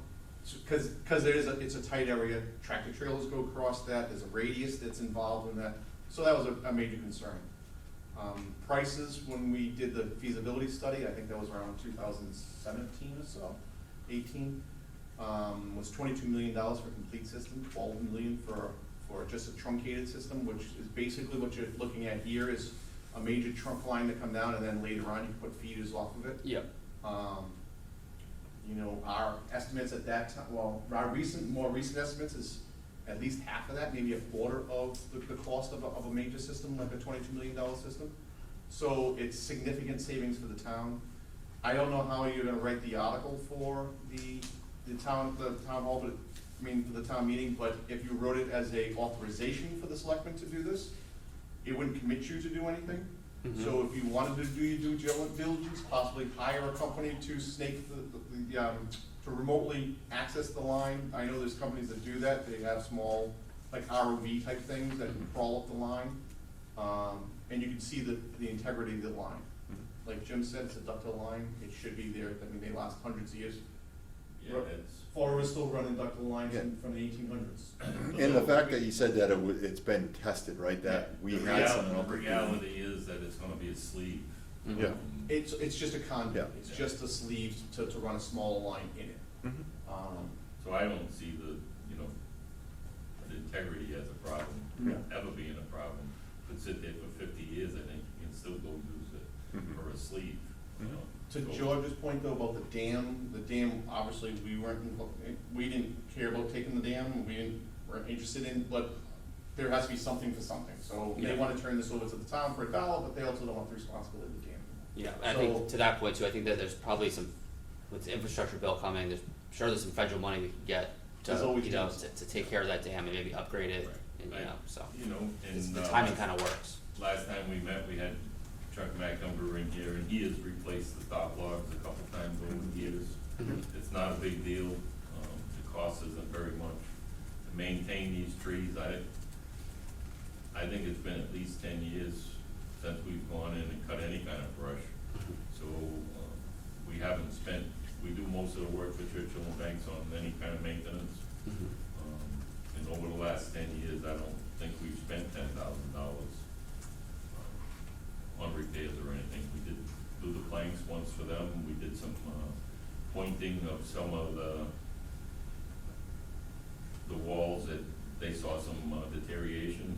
And we also, anybody familiar with it, on my grandfather's side, opposite side of 79, we built a wall with some riprap. At one time, Dam Safety came in and said, and I think it was through one of GCA's reports, that the elevation of the grass was not sufficient in a 100-year storm. So we had to build a 4-foot wall from the sluiceway in the planks. It'd be going in the west direction. And we only had to go like 30 feet and then build up the ground. So that allowed the dam to be suitable for a 100-year storm. So that was done about, I'd say 15 years ago anyway. We just redid the slipway and that side was from riprap about 5-6 years ago. Yeah, but the concrete wall that we had to put in, that was probably 15 years ago. So, other than that, I can't see the town having to spend more than $3,000 or $4,000 a year just to do reports and any lake maintenance. All right, great. All right, I think, does that answer all our questions? We're good on that one. Thank you, gentlemen. So next is agenda item 6, which is discussion and vote on the letter from the Water and Sewer Commission's request to become a department rather than an enterprise fund. So, we read the letter, it's in the packet. Any gentleman like to speak on that? As you know, originally it was a regular department, and over time it was changed to a enterprise fund. First for water only, and then for sewer. Now it's combined into one enterprise fund. Enterprise fund, and I see the town accountant here, and she can correct any mistakes I might make here, is that it's an accounting method to handle the money. And we have a total of 670 customers. I think there's 700 meters total, because some customers have more than 1 meter. And we have 2 commercial sewer customers and 1 residential customer. And it's very difficult to run our department, the water and sewer department, on an enterprise fund. We're faced coming up with, we have 1 employee, Kevin, that goes out and handles everything. I mean, we're 3 commissioners, we're elected non-paid commissioners, I guess this this fiscal year, they're gonna give us $250 to cover us in case we get hurt. But you got Kevin, and he's getting ready to retire. He's already told us within 2 years he's gone. Mm-hmm. We have no backups. We have another individual, Chandler, who works in the office and does the billing and so forth. We've gotta do something to get somebody in to learn the job and before Kevin goes. And we don't have the money to do it. Okay. We also have a situation where we're getting charged, and I know, this isn't any criticism of anybody, but we get charged, we're the only operation in town that gets charged with indirect cost. Our bill has just gone up from $93,000 to $98,000. I don't know how much we can suck out of our 670 customers, because, I mean, if something drastic happens, if we have a hydrant hit, we've had 2 hydrants hit, and we still haven't got any money coming in from the insurance companies, right? I mean, we scramble to pay for the resource. Every time we have an incident, we have to hire outside contractors. Generally, we go, because it's an emergency, we go to Resendez to come in and handle. We have no mechanism of digging up a hydrant or digging up a line. Mm-hmm. So it's difficult. And I just wish we would get away from this enterprise fund and go back to being the town department where we can not be on pins and needles every time something happens. I hear you. know?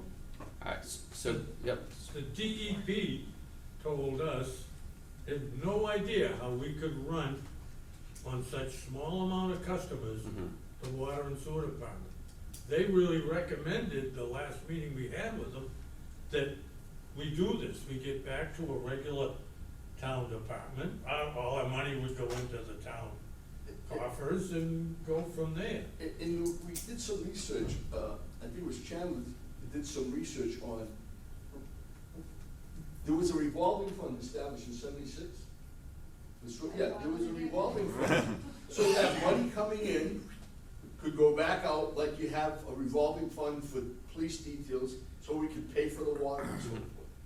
And then the enterprise fund came in, oh God, I can't remember, it had to be sometime in the late '80s or '90s, somewhere in there. So, I mean, it's been very difficult. Why did we go to the enterprise fund? Well, first of all, originally I think, and I'll tell you my recollection, because I was the treasurer when they did this. Remember we had over down in Braley Road, we had a lawsuit for lack of water, okay? It was brought by the community over in Braley Road, and we ended up having to redo, put a pump station up, put new lines in for these customers because they had no water pressure. And what happened was, the cost of the pump station, we borrowed money on it, and that pump station, the notes that had to be paid off were part of the water department. But when they went to and the town of Freetown, they were on the hook for it. But when they went to the enterprise fund, all of a sudden, that debt was shifted from the town of Freetown to the customers that were receiving water. Now, just to know, most of our customers, probably 90% of our customers are on water to mitigate problems that were caused not by them, not that their wells went dry. In East Freetown, people are on water because of this salt infestation that came in with, on Braley Road from the state, when they were salting the roads, and the same thing happened on County Road. In Assonet, you had a big gas tank that leaked, that came down the hill from North Main Street and polluted a number of wells. That's when these people had to go town And water. then there's the hurricane for the Bay And then Shores. we had the hurricane, and you guys live in Yeah. this on the bay, you know Yeah. what happened Yeah. there. So most of our customers had wells, and because of things beyond their control, we had to get water to them. Mhm. So let me get back to where I left off on the pump station. Well, once it became an enterprise fund, that cost and everything else went on to the 600 customers that, I don't remember what it was at the time. Yeah. Well, yeah. When Lee and I, and I believe it was Lisa, yeah, Lee, I and Lisa were on the board, we actually put an article in there. Well, what we ended up doing, because the money was paid out, we had already, taken care of the debt on the bonds. We put we decided to cut back on our customers. We were charging them 13 something every quarter. And we reduced it by $10 every quarter to make up for the money that they had to pay for the pump station on a debt that was, it was legal action taken against the town, not these customers. Yeah. Okay, so this is some of the history. I'm trying to give you, and then, I don't know, I just don't understand why at one point, sewer, well, I know sewer was put in with the water, but, so we get two animals that we have to deal with. Mhm. And we're not even a town department. I mean, we're a town department, but financially, Yeah, I hear you. so, and my next question is the sewer line. And I think it's a great thing, I think we should buy it, and we probably should run a sewer line. But it's gonna come under the Water and Sewer Commission. no. We can't fund this. No, I know, and that's a, So- it's a fair point. That's something that I think we'll know, we'll have to deal with that regardless, right? Well, you're gonna have to deal with it, so why Regardless. not deal with this Yeah. and get us back into a town Well, no, department? I think, Paul, a lot of great points here. Kim, do you mind I think, do you have some comments on this, right? I just wanna hear, both sides, there's always, this seems too easy, right? It seems like a very easy Well, thing for us to listen, do. I know, I mean, So, Kim is Kim, gonna tell us tell why you this is really- difficult. So what Paul said is correct. I mean, this is basically an accounting mechanism in order to track the activity, the revenues and the expenses in a separate fund outside of the general fund. Because basically, this is viewed as a business, the ability for charging customers a rate to use a service to recoup your costs. So because you're an enterprise fund, it doesn't mean you have to be 100% self-sufficient. You can have a subsidy that would come from the town. So that can mitigate, extraordinary charges to your water customers or sewer customers. Again, that's all part of the budgeting process that happens annually at town meeting for the enterprise fund. So I have a question on that real quick. Yeah. So say, something does, as Paul was saying, say there's some kind of catastrophic, failure of some sort, and it's gonna be $1 million. Obviously, now, would the town have to vote on that? So you're saying it's part of the budgetary process. Could we transfer from the reserve fund or anything else, in any kind of, if we needed to get that money over sooner than waiting to the next town meeting?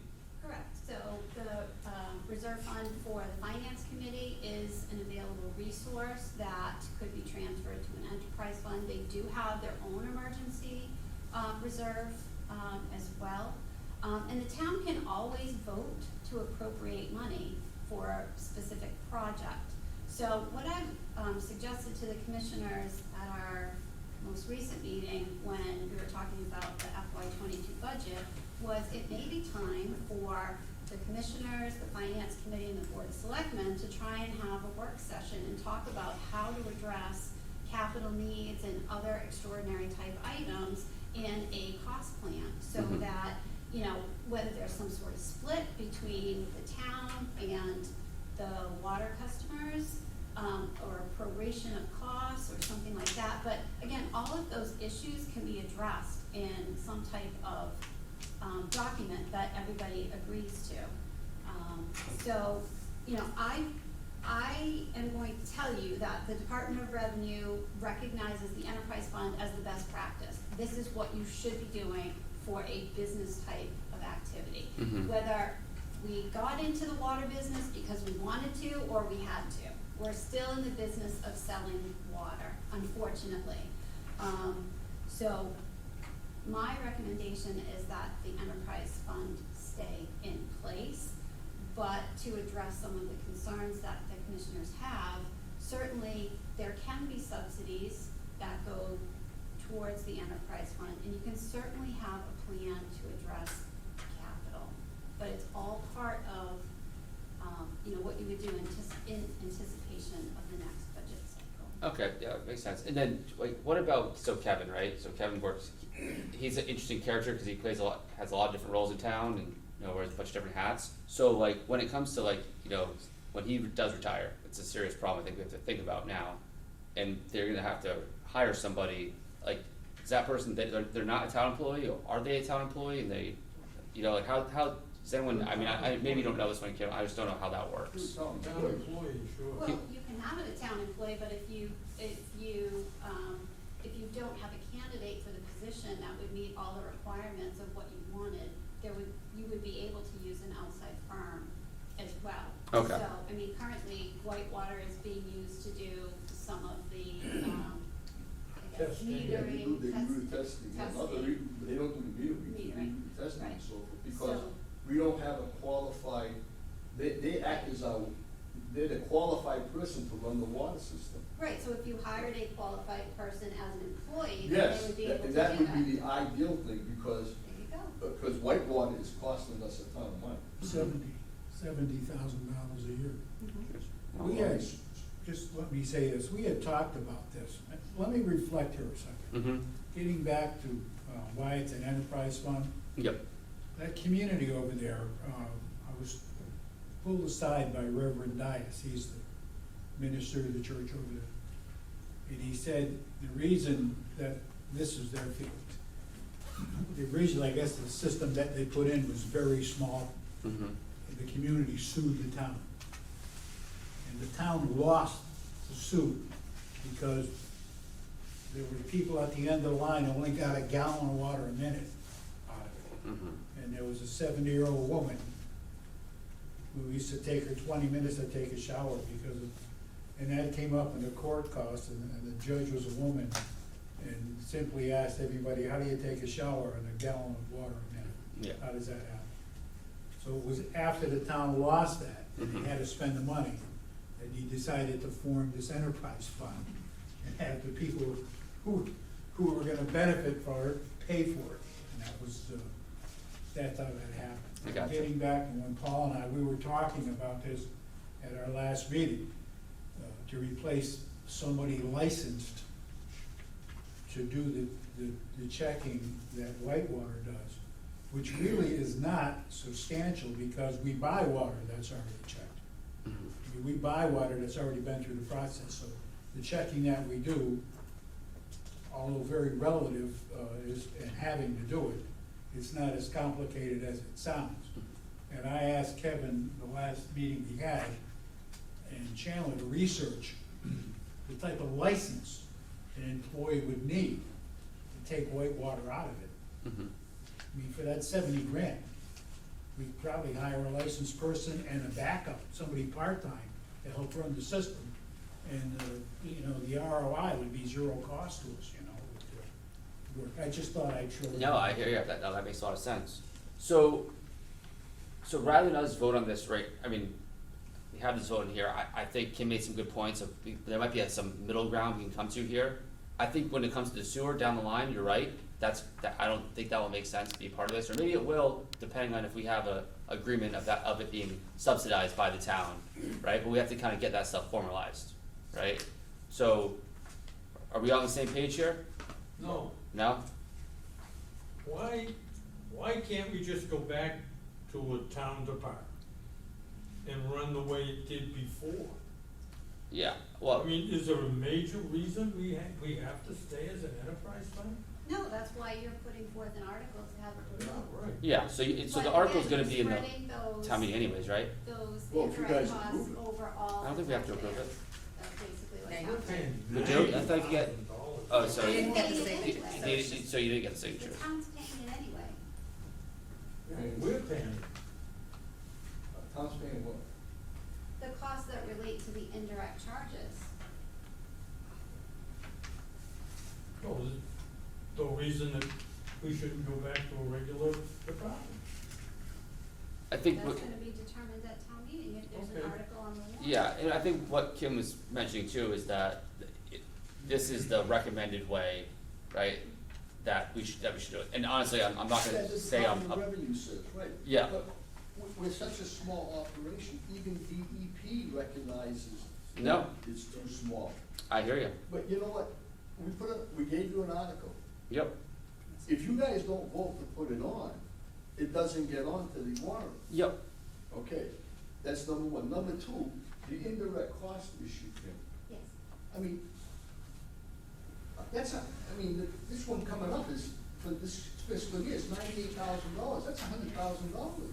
You're right, and that is $146 per customer per year, $12 a month. These people, they all pay taxes. They all pay taxes. There's no indirect cost charged for police, fire. Because we don't bill for their services, for the most part. Well, originally You when it are was. separate because you are considered more of a business type entity. I know that, but originally it was set up as a revolving fund, and that's still in existence, the revolving fund, as far as I know. I don't think it was ever rescinded. But, There is no revolving fund that exists at this point. So I don't know when that Well, went away. how about this, so- Guess is it went away when the enterprise fund was, well, maybe that's why, maybe it did go away then. because it's not on the chart of revolving funds that goes with.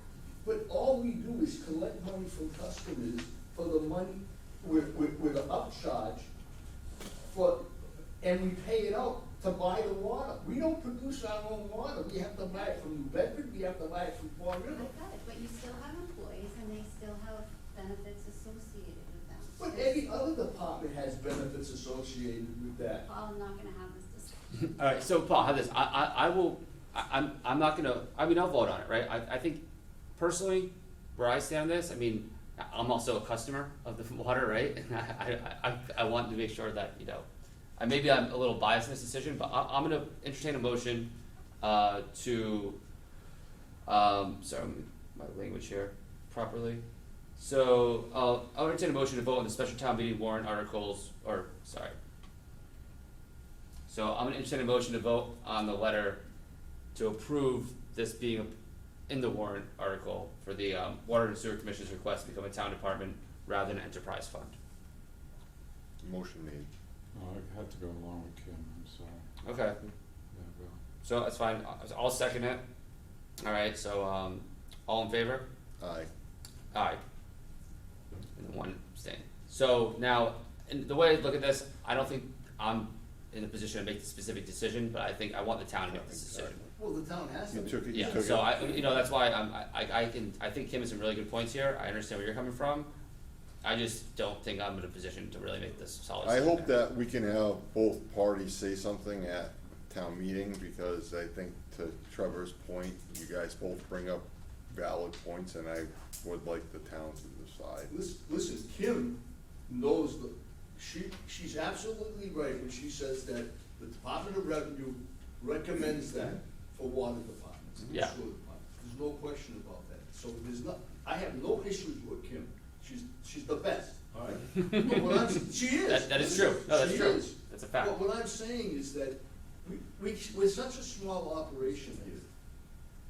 Whatever we bill the customers, we just send it out the next door to pay New Bedford and Fall River. Yeah, That's it. no, I hear I you. have a, So we'll let the town decide, I think we'll definitely, this might be something that's discussed, What is I it think a lot of gonna people, be on the meeting, that's fine. yeah, Absolutely, I got, I'd just like one- to offer this, that most enterprise funds have thousands and thousands and actually generate a profit. yep, That's why the Department of Revenue probably says it's a good place. yeah, no, I think you're right, right? So I have a question for you gentlemen before we end this. One of the things we talked about was the water testing and how we're having to pay another company. Do you have any idea what size system we have that we need to what qualifications? But we're the smallest system you can have. Yeah. Okay. But you you have to have. What license? A certified license. Yeah, yeah, cause from what what I've gathered is licenses like D1 through D4. And I was wondering what one you need in order to run our system, so that way we can get rid of the company and have someone in-house, cause to your point. That's the best way to do it. Yeah, well, We're exactly, looking so to into your that. point, if we could, We If are we have actually some- looking into that. so, but what, do you have any idea what license they would need? No? No, they're coming, we've asked Chandler to find out, Yeah. so we know. I'm just curious, What it because is, it is, yeah. because it is, it's, you're right, the $70,000 or so that you're putting out, and we could potentially hire someone or two people to come in and work and take care of it, and we're paying someone, I think It you goes need up a every year too. D2, Well, so does D3 employment, right, license. but- I think Kevin has a D1. And I it's a think it D3. has to be a D2 or 3. And I think it's only a 2 because we're such a small system. yeah. So, I'd like to, Here's an example right now. Kevin's on vacation. mhm. Chandler, Chandler had to take 3 days off. So, Something happens, yeah. you No, know. I hear, I hopefully, I don't know if us becoming a part of it, you know, if that's gonna fix that issue. I think the issue really is we need a full-time person, you know, or, and a backup. I think that's really the real problem here. But totally agree, and we'll figure this out. I think in the meantime, per Kim's suggestion, we should still probably have a meeting Yeah, we should. just to talk about this, and say we come to a different agreement, you know, and if you guys get up and don't support this article at town meeting, I'm sure it won't go through, so. But listen, whatever meeting we have, we need to have her with us. Oh, I agree, Absolutely. I agree. I mean, you do, you know this stuff. All right. yeah, I have Alright. a question for you. I have a question here. Now, we're talking about the employees. What difference does it make if you're a town department or not? Well, the enterprise, we can't afford 2 people from Oh, okay, outside. okay. Because I think all that cost will be passed on, You need the subsidies from the town.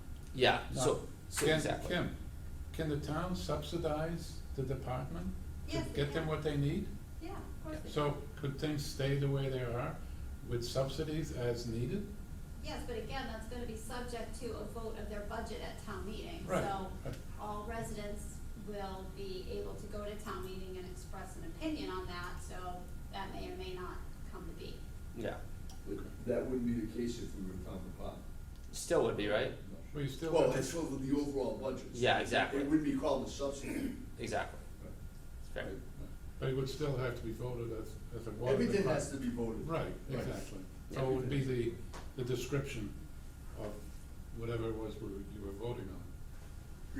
Remember a special town meeting that we went to when DEP wanted us to build a new filtration plant at the tune of $3 million? Yes, Right? You were on the finance committee. yes. And we had, they wanted us, they put us under an order, right? You had to do this, you had to start planning. And the first thing they wanted us to do a study. And so we had to go out and we asked the town for $600,000, not only to do the study, but to start the planning of putting this thing up, right? Well, eventually, I mean, it was a fight at town meeting. You opposed us, George. You were the finance man. Oh, no, I no. can't believe it. But anyway, it passed at the town meeting. And That's great. we ended up not using that money because we finally got with DEP and the town of, the city of Fall River, and they allow us to bleed so many gallons a day to drop the THMs to an acceptable level. The reason that we had high THMs is that we're at the end of the Fall River line. Now, we're not the only community that's bleeding water. Westport had to do the same thing because they're at the other end of the line. So thank God we were able to mitigate the THMs, and now they removed the order against us, and we're floating along very nicely. And the $600,000 Put back in. went back in, right? Back into the Yeah, but town. you guys kept 70, so you could do permanent bleeders. Permanent bleeders, that's Yeah. right. So it all worked out. Alright. See? Have you had enough of me? Never. Never, come on. Alright, Right. so, shall we move on? Okay, we're done. Thank you. Thank you, gentlemen. gentlemen, appreciate We it. appreciate it. Thanks, Jim. Okay, so next is, the discussion and vote on approval of the contract between the town of Freetown and Environmental Partners LLC for MS4 stormwater compliance work. Luann, you want to speak on this one a little bit? Yeah, this is just the contract that, for the approved amount that we already had, it was 24,000, I think, that you folks approved at the last meeting, so this is just the official contract to make that happen. Perfect. All right, so I'll entertain a motion to approve the contract between the town of Freetown and Environmental Partners for the MS4 stormwater. Motion made. Second. All right, all in favor? Aye. Aye. I should have brought a snack tonight. I'm Chairman, losing do it. you wanna go to the fire departments? Yes, sure. I think, let me see. 14. Thank you, number 14. She's on it. So yeah, this is for the fire truck, so this is a vote and approval on the contract between the town of Freetown and Bulldog Fire and Emergency Apparatus. Chief, wanna speak on this a little bit? Yeah, this is basically the same, we're buying the same engine we bought, 2 years ago for Swan Village for East Freetown. Okay. It's pretty much identical. We wanna make so that if something happens to the truck in a sauna, we can move one piece Freetown into that small little building. Mm-hmm. So basically trying to make the basic sister trucks, so they mirror each other. And Perfect. this is the, What do you think the timeline is to get it for if we I'm approve guessing this? probably late 2022 or early 2023, Yeah, makes sense. so I guess, yeah, And so, and you like the one you currently have? love it. Alright. Yeah. Alright, any other questions on this? No? Alright, so I'll entertain a motion to approve, the contract between Town of Freetown and Bulldog Fire and Emergency Apparatus. Motion made. Second. All in favor? Aye. Aye. Alright, that was quick, guys. Yeah. Someone should have flagged me out, could've taken care of this an hour ago. I got one question on the agenda. Yeah. If I can speak for you. Absolutely, please. You have a call firefighter listed as being appointed, and she was already appointed back in July, Let me see. number 19. I don't know if that's simple attachment, or something kind of snuck in there. Yeah, that might But just she been was a, already sworn in by the town clerk back in July. okay, yeah, that might have just been a misprint or something. You know, alright, thanks for bringing that up, I appreciate it. Thank you. Thank you. Alright. So, we're now on to 8. So this is discussion and vote on special town meeting warrant articles and approval to send to the town council and finance committee. So I have reviewed all of these. The only one I'm not really 100% sure on is us creating the, making the Parks and Rec a elected committee just yet. I think that this just started, it seems to be going really well. I feel we're doing these folks a disservice by changing it so soon after creating the appointed positions. I think in the long term, I think it's a good idea. To have them elected. I mean, I think generally I kind of side with elected officials, Yes. right? But as I thought of this more, I think that changing it like right away, like we just did, it's like, I wanna get more people involved and keep people engaged in town, and I think that this might have the opposite effect of that, right? So, I prefer elected versus appointed. I would too, I just think maybe a year from now, we make that decision, Okay. right? Just because like, it feels almost unfair that these people signed up, they're involved in this, you know, getting involved in town now, and then all of a sudden, we switch it up, and they're no longer gonna be. I don't know if Luann, I mean, my understanding of this is correct, right? Yes.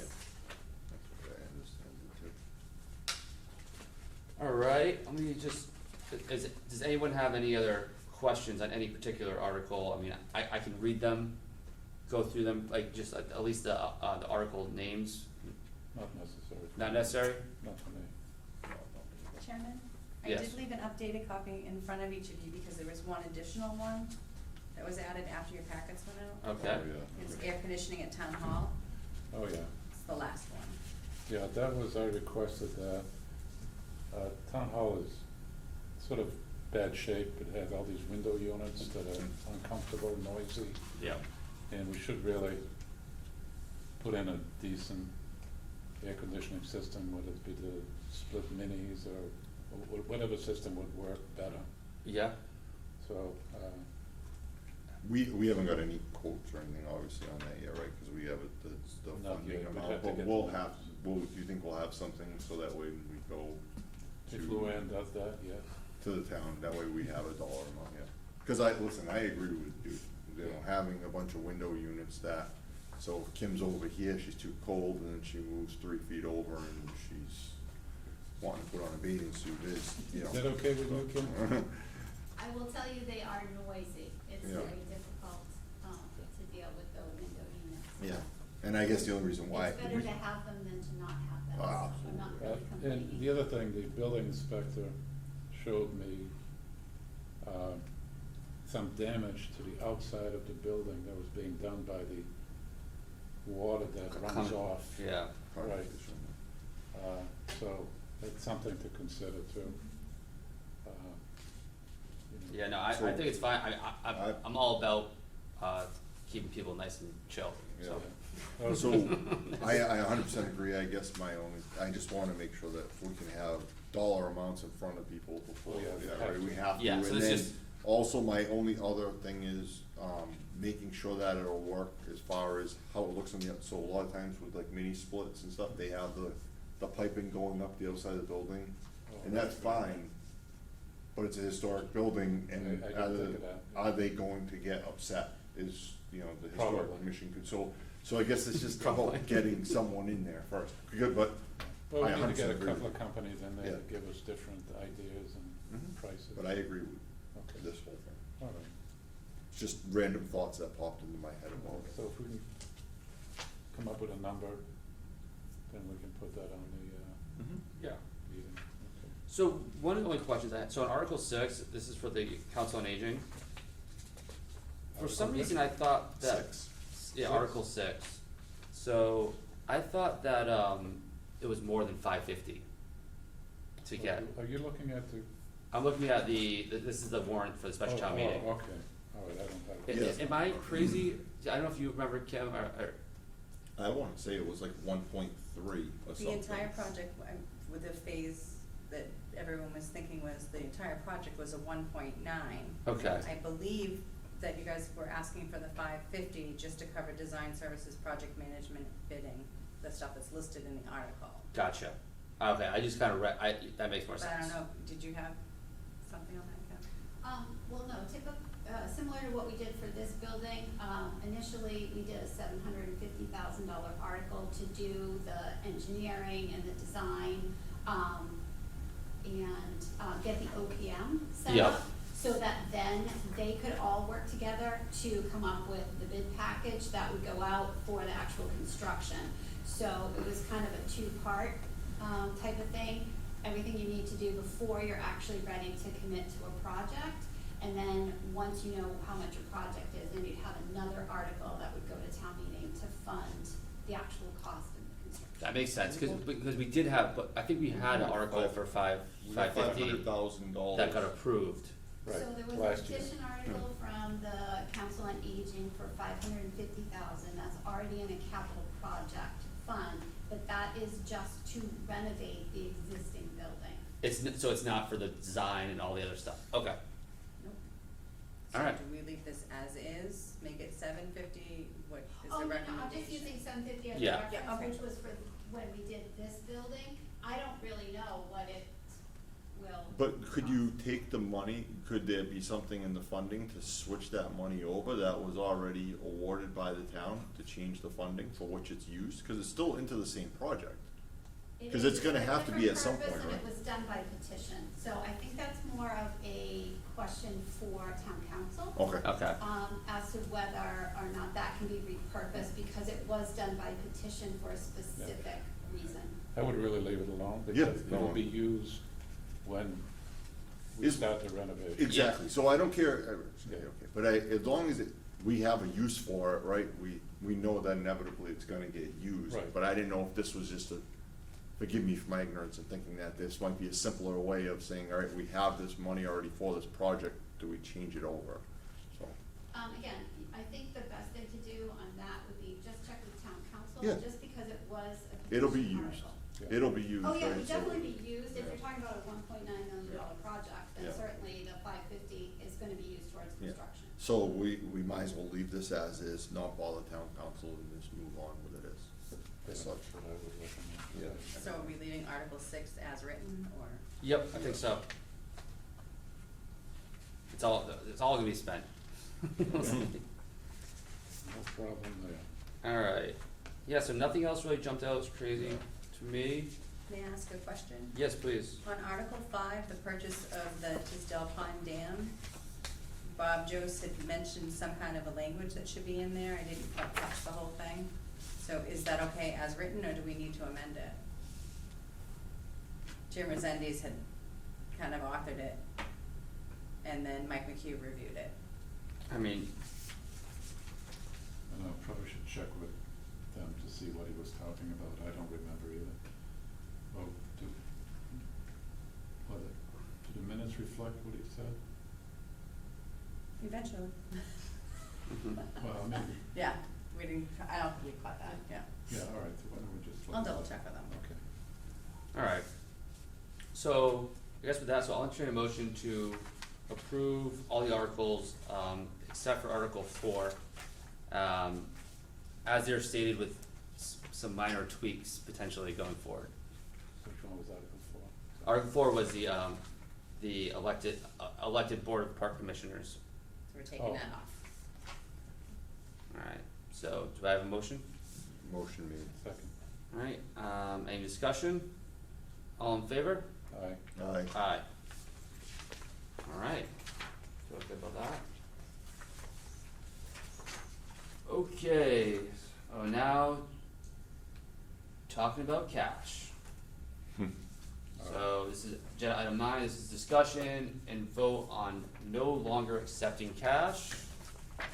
So we requested and got a list of kind of where we are getting cash from the different departments in town and different kind of things. I know there's been a lot of input from different folks in town on this, like whether we actually can even like legally do it. I have some thoughts on it. So I guess it looks like almost across the board, except for like I think the boat ramp, we can definitely probably not take cash there, right? Couple other, I was thinking, what if we set a limit, and I think this was actually one of attorney, I think it was Joe Fair made this kind of thing. If we took cash, you know, no more than $50 or something of that nature, right? So that the majority of things will either be check or credit cards. I don't think it's the over $50 payments that are the issue. I think it's all the small stuff, the $10, $20 ones, like,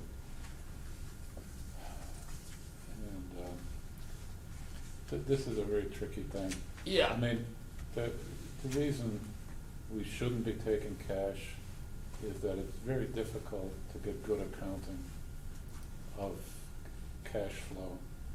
Kim, do you wanna jump in on this?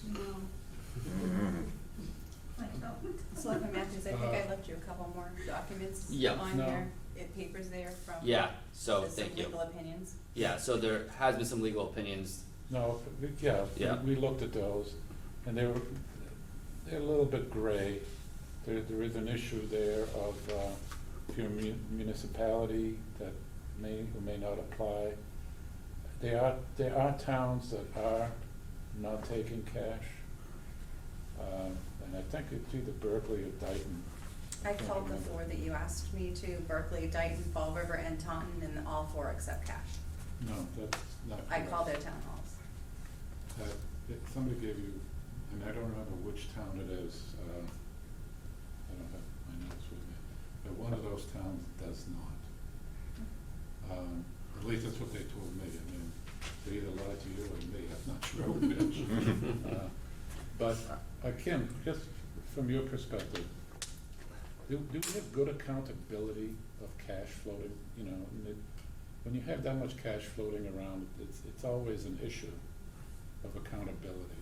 Well, yeah, because, you know, cash, is a challenge, but I do not think legally you can refuse to accept what is legal tender in the United States. No. Yeah. So I But- think if you had, for example, a system in place where you have a kiosk type of system and there's no cash option, but there's no attendant that can take a cash payment, I think that's absolutely fine. Mhm. But I don't think if someone is coming to a department to make a payment, I mean, you're not gonna be able to tell somebody they can't pay their real estate taxes in cash if that's what they wanna do. Mhm. So,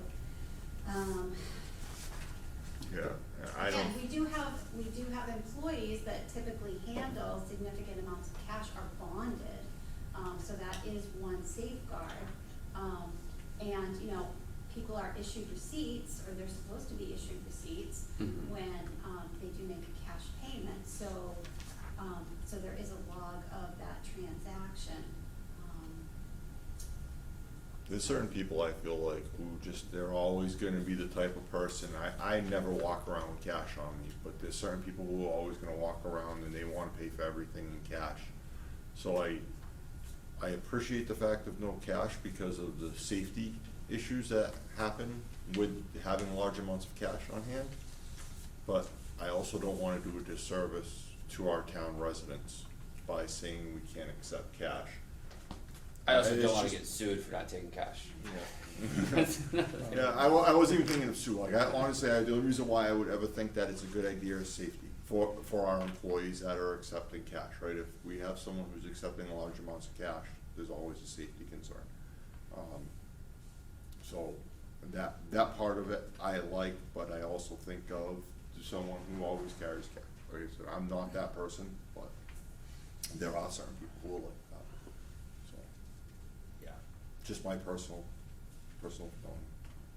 So I don't think we can make a blanket vote on just not accepting cash, and that seems clear. I think that maybe we can talk to the different department heads, maybe see if going forward, if there's ways that we can encourage, you know, or set up different, I think, minimums, or, you know, just so if we mitigate the amount of cash, right, that might help, or maybe better processes to account for all the cash. Maybe that's something we need to look into, using different types of deposit, or however we do it now. So I just don't think we're ready to make a blanket vote on this. So, if I understood you right, you're saying that we should review? We should, so like, when we kinda get into the details of all the, like, if the question is, right, the cash is problematic because of the way we're accounting for it, the way it's being handled, right? I think that's a fair, you know, at least question to ask. Right. I think that we would then wanna meet with the different department heads and kinda get into the details of when someone does pay cash for this particular service, what's the process? You know, maybe we don't have a clear policy. Maybe that's something we need to write up so that they can refer to that policy, you know, something of that nature. Handling of cash from the customer to the time that it hits the bank, right? Yeah. So that people have a clear cut idea of, yes, we're not saying don't accept cash, but I'm gonna accept cash, this is how I'm gonna account for it, this is how it's gonna get to the bank. You know, so that whole process is very clear cut and there's no gray area Yeah. left for them to the point where they get the receipt from the bank and they can balance everything. Yeah. So, What do you think, Ken? I think certainly a review, is a good place to start. I think you're going to find that there, at the town hall anyway, there is a lot of consistency when it comes to how cash transactions occur. In terms of remote locations, the only, well, I guess there's really 4 of them, right? The police department, I suppose some people, they may get some cash for people that might be, coming in for like Bail. accident Yeah, reports or yeah, yeah. something like that. But I don't think typically they have much cash here. Fire department handles cash because of fire permits during burn season. And again, all departments are required to turn over their deposits every week, so you're really talking about what do you do from the time that it comes in till the end of the week when they make that turnover. So again, you could have more frequent turnovers if folks are dealing with cash, so that, you know, if they have, say, $50 in cash, then they're required to do a turnover, so you could accelerate that process. Yes, yeah, I like that You idea. know, library, I think only it's potentially fines and stuff like that. COA, they don't really have any fees, so it's just if people come in and make donations.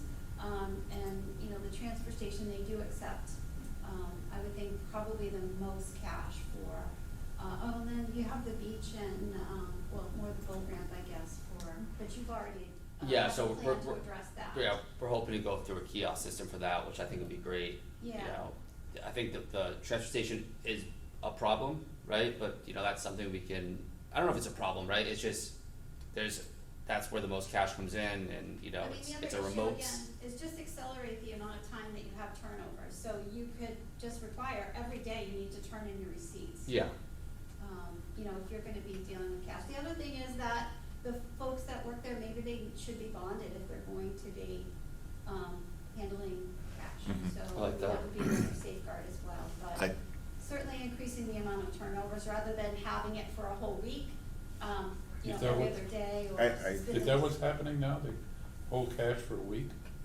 at the transfer station? I do That's a believe lot of she cash. does a weekly, departments are required to turn in once a week, but Okay. you could have them turn in more frequently. Yeah, I like your idea that there's a threshold, because to your point, that I don't wanna see the police department having to run to the bank because they took in $1.50 today for copies on a accident report.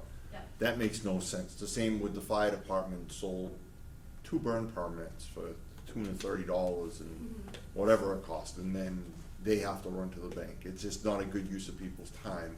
But to say that the transfer station took in $1,000 today and it should sit around, no, right? So I think we should come up with some guidelines and Yeah. set some But thresholds. on the transfer station, keep in mind that most of their business is probably Saturday and Sunday, so there's nothing they can do till Night Monday, drops. correct? Well, they But could not Sunday prepare anymore. a turnover. Oh, not Sunday anymore? Yeah. Yeah. Okay. Right. They So- could prepare the turnover and it could be dropped off at the town hall. So although it may not be, I mean, it wouldn't be left on site, it could be secured. It's just at like the town boat hall. ramp does now. They come in and they put it in that little drawer. But what about night drops? I mean, as someone who's been was in retail for a long time, with dealing with Yeah, I think my that, manager's side was, you know, that's something I talked to Jessica about was, you know, why don't we have them making a night drop?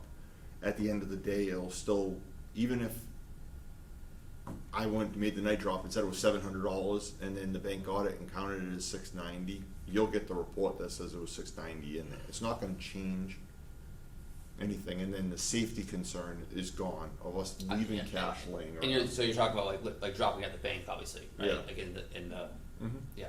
Yep, night drop back, so.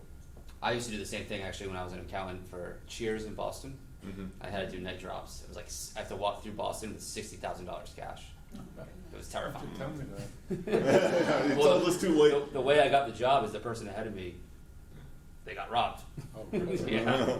Yeah. Sounds a good job. Did Jessica have a response to that idea? Yeah. Or? Jessica actually liked it when it came into, this all came up in regards to the boat ramp and stuff, because they were, you know, them having to bring the money in. She doesn't like the idea of having the money dropped into her office because she's a bonded employee. Well, to me, it's a simple solution, is dropping it, right, and it doesn't, So I guess it would be, again, our local, branch, the one that would be closest would probably be Bristol County Yes. Savings Bank in East Freetown, so, Mhm. we may be able to work an arrangement where they have a night drop service that we could participate in. yeah, they have a thing right on the side of their building, so they just need a key, which is, you know, not a big deal, and they can go over there and they'll supply you with the plastic bags to fill it out, and you get the little tab off that says, you know, I deposited $30 today, and they can turn it And those in. bags are crazy. If you seal them, you cannot unseal them Yeah, without, yeah. they're like extremely.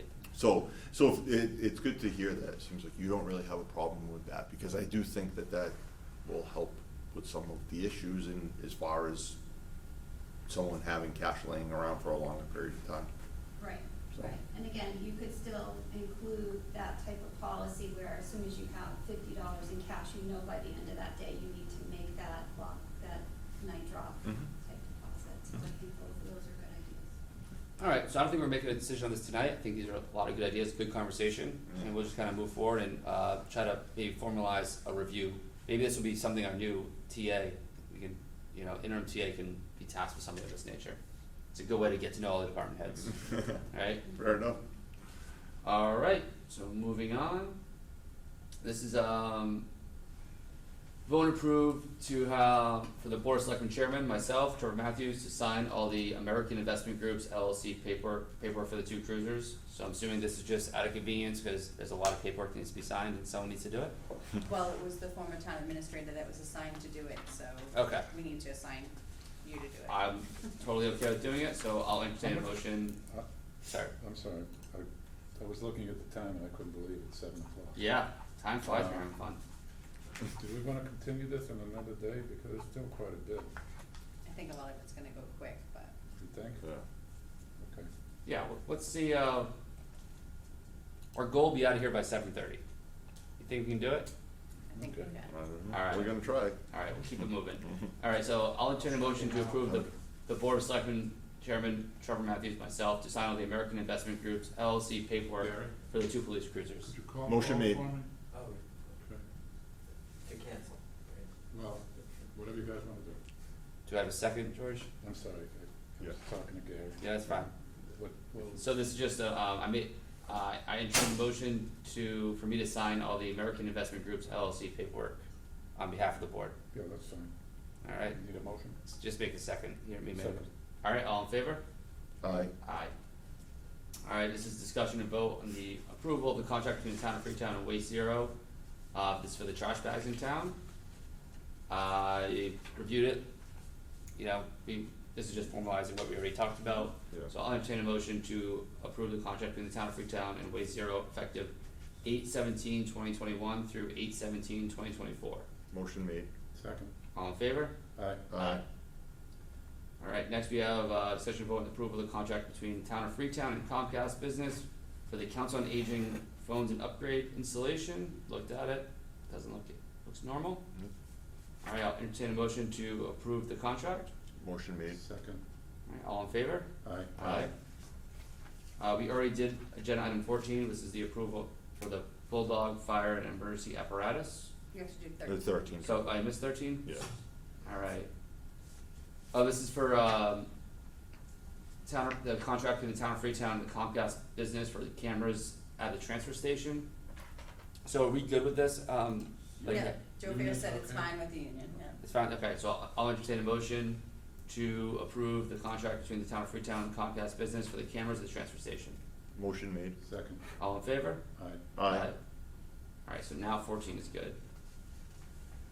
So, discussion and vote on the approval of the construction trailer being placed at 10 North Hillside Road and hooked up to the septic and water due to the fire damage of the home, so this is actually Jared's neighbor, like Mhm. 2 houses down from you.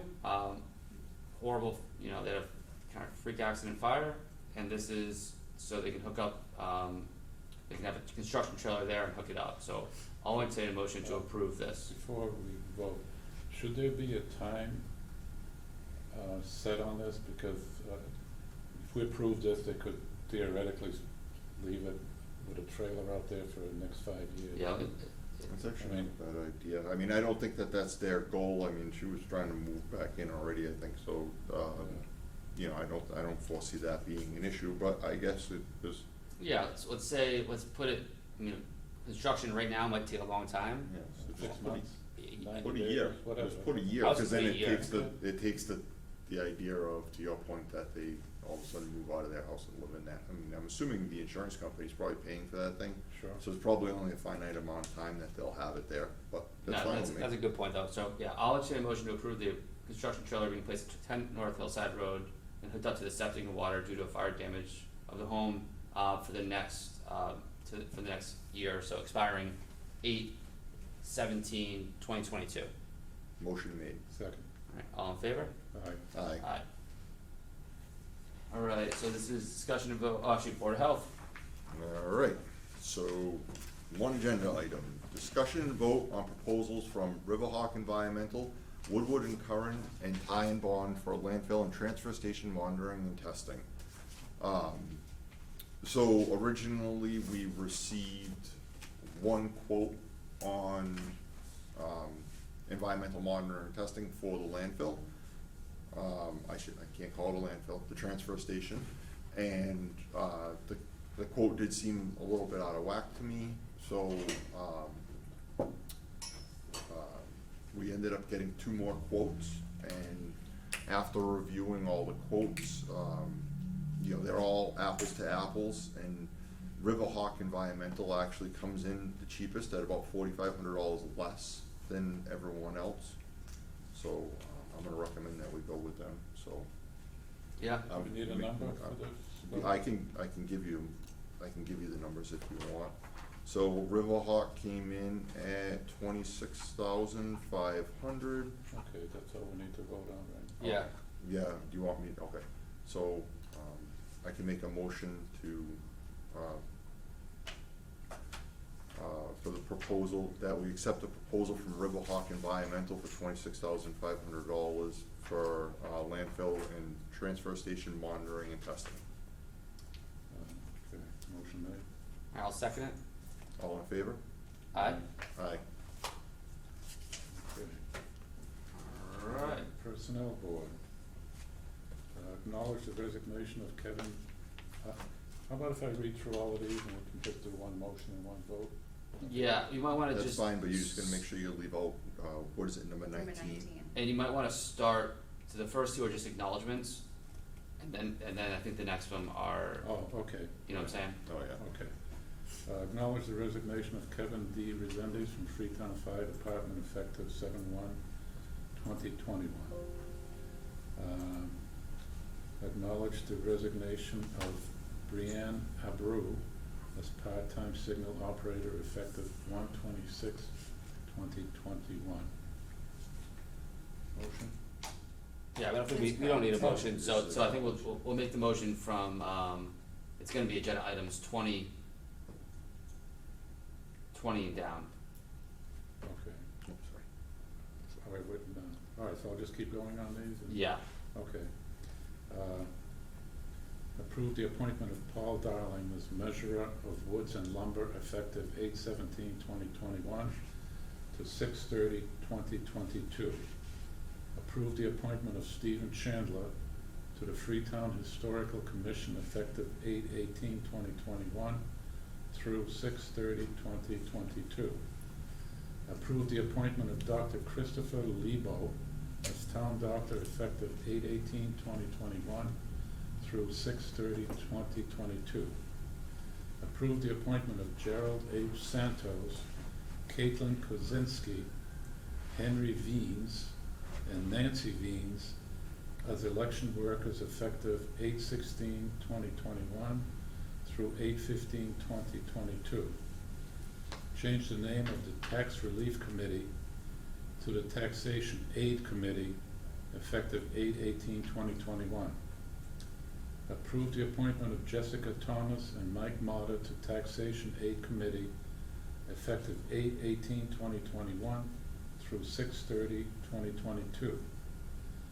Approve the appointment of Michael R. Dejournay as full-time signal operator effective August 12th, 2021 through 6/30/2022. alright, so, I'll make that motion. I'll second. All in favor? Aye. Aye. Okay. Discussion and vote on forms to use and process for performance and review for positions of the Board of Selectmen conduct. Can we put that off until the next meeting? Yep, that's fine, mate. Okay. Do we need to have a motion on that? or- No. Okay, discussion and vote on posting the request for proposal, RFP, for town administrator search firm to the town's website and sending an RFP to qualified firms. So this is just the RFP for us to start the process of, you know, hiring Looking for the the town, full-time, for the yeah. full-time town administrator. Right. It's good to get some numbers out, please. All right, so entertain a motion on that. Motion Can I made. ask a question? Yeah. Yeah. Okay. So in order to do an RFP, you have to have a designated procurement officer. Ooh. Do you have a designated Okay. procurement officer? Good point. So why don't we wait until we get the interim town administrator? They can be the procurement officer, and then we don't have to worry about this. Okay, so number, Unless one of you guys wanna be it. Nope. Okay.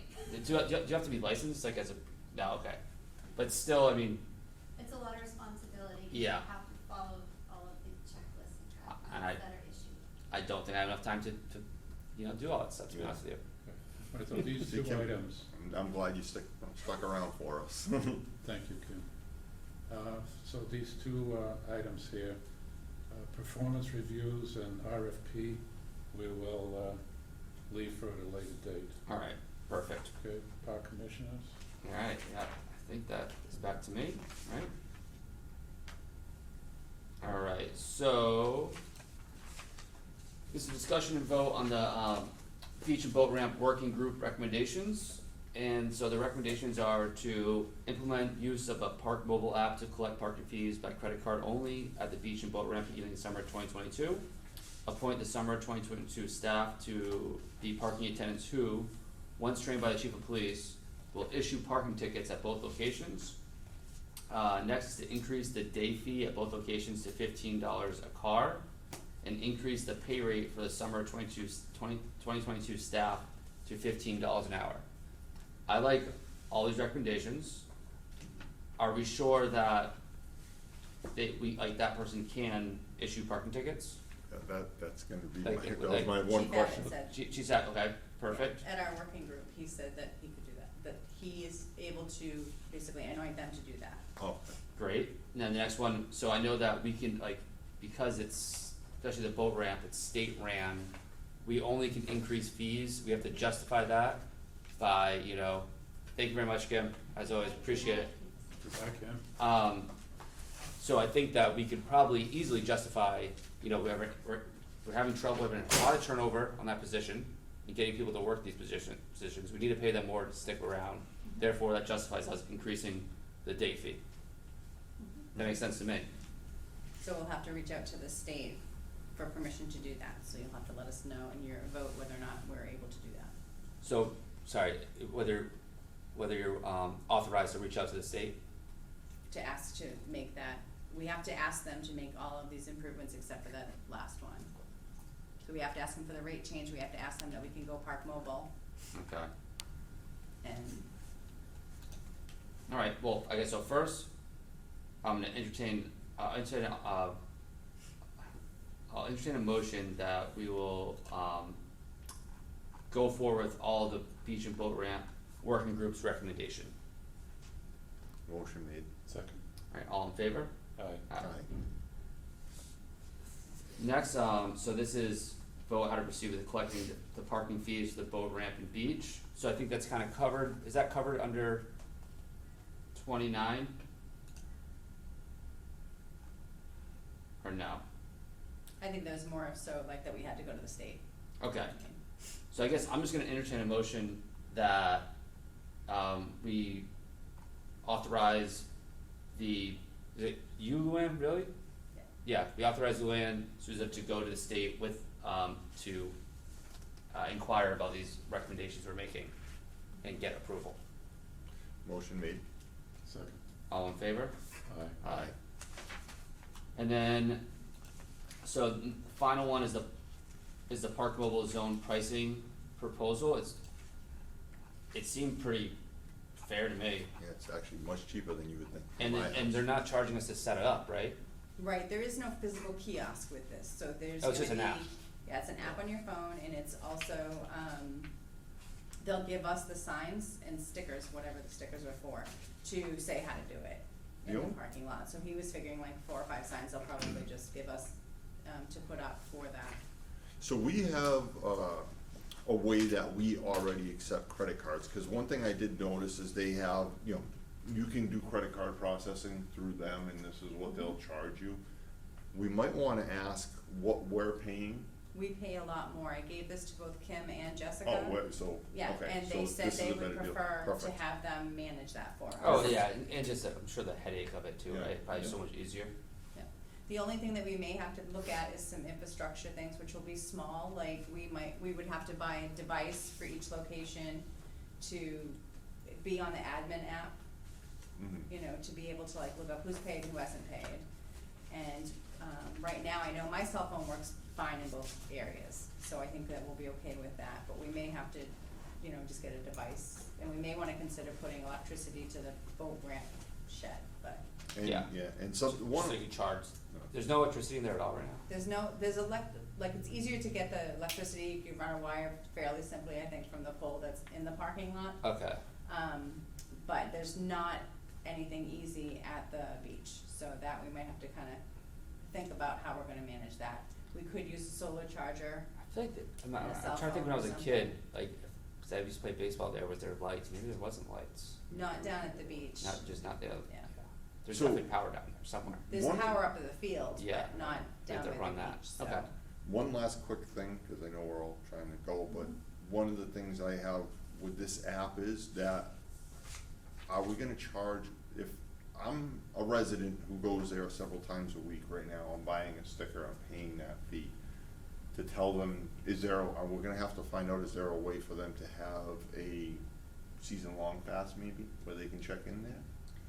Cause I don't wanna find out that this is something that's convenient, but now all of a sudden the guy who's buying a sticker for $20 is now all of a sudden having to spend $100 a year to park there, because they're going there with their grandkids. Right, what the, working group is kinda still working on is, the discussion was to eliminate the sticker completely.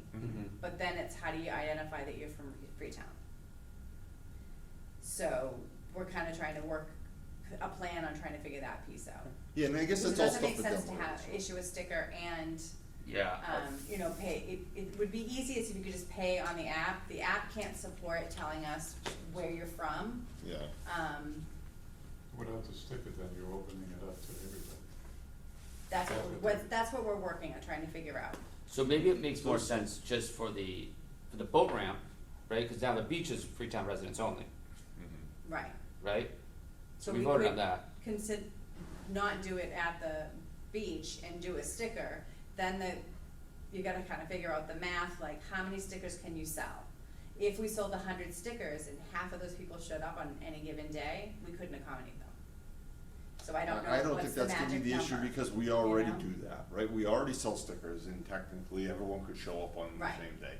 So I think that we should, at this point, maybe leave the beach and the boat ramp separate as to how we handle it, and having the Yeah. app cover just the boat ramp. And listen, And trash, I think I think like, because right now it's like you have like the dump sticker and that's like that's a one sticker does all. Mhm. And I just don't think that really makes sense. There's totally different things, No, like, it's gonna be a separate sticker because then you don't have any revenue coming in to help pay for your staff. Yeah. and, you know. so I like and then we can figure out, okay, how much money or how many people are just buying this for this particular thing, right? And then you That's just a kind good of, point. yeah, you can kind of allocate, money better, so that's something we need to think about, and so I think that makes sense. What the things I see go together are the beach and any kind of like conservation areas that, like Porter Pasture, or maybe not even, I don't know if we can even do that, but we should look into it, like Hathaway Park, things of that nature, right? There's a park, like, that's like my brain is so toast right now, but that's a recreational sticker, right? Then the boat ramp is a very specific thing, right? There's no beach at the boat ramp where the ship's not really supposed to be. That's particularly for parking your car, putting boats in the water, right? So that's its own thing, that's a kiosk, and then, It's getting late, yeah. and really, that should be the committee to work. Yeah, on, okay, no, right? just, I hear you. Hey, I still have 15 minutes, There you it's go. at 7:30 go. Because you've got signatures to do. Okay, alright, so with that, Didn't I do that already? alright, so I guess, so I'll entertain a motion to approve the park mobile zone pricing proposal. motion made. Second. All in favor? Aye. Alright, and finally, I'll entertain a motion to adjourn. Motion made. Alright, all in favor? Aye. Thank you.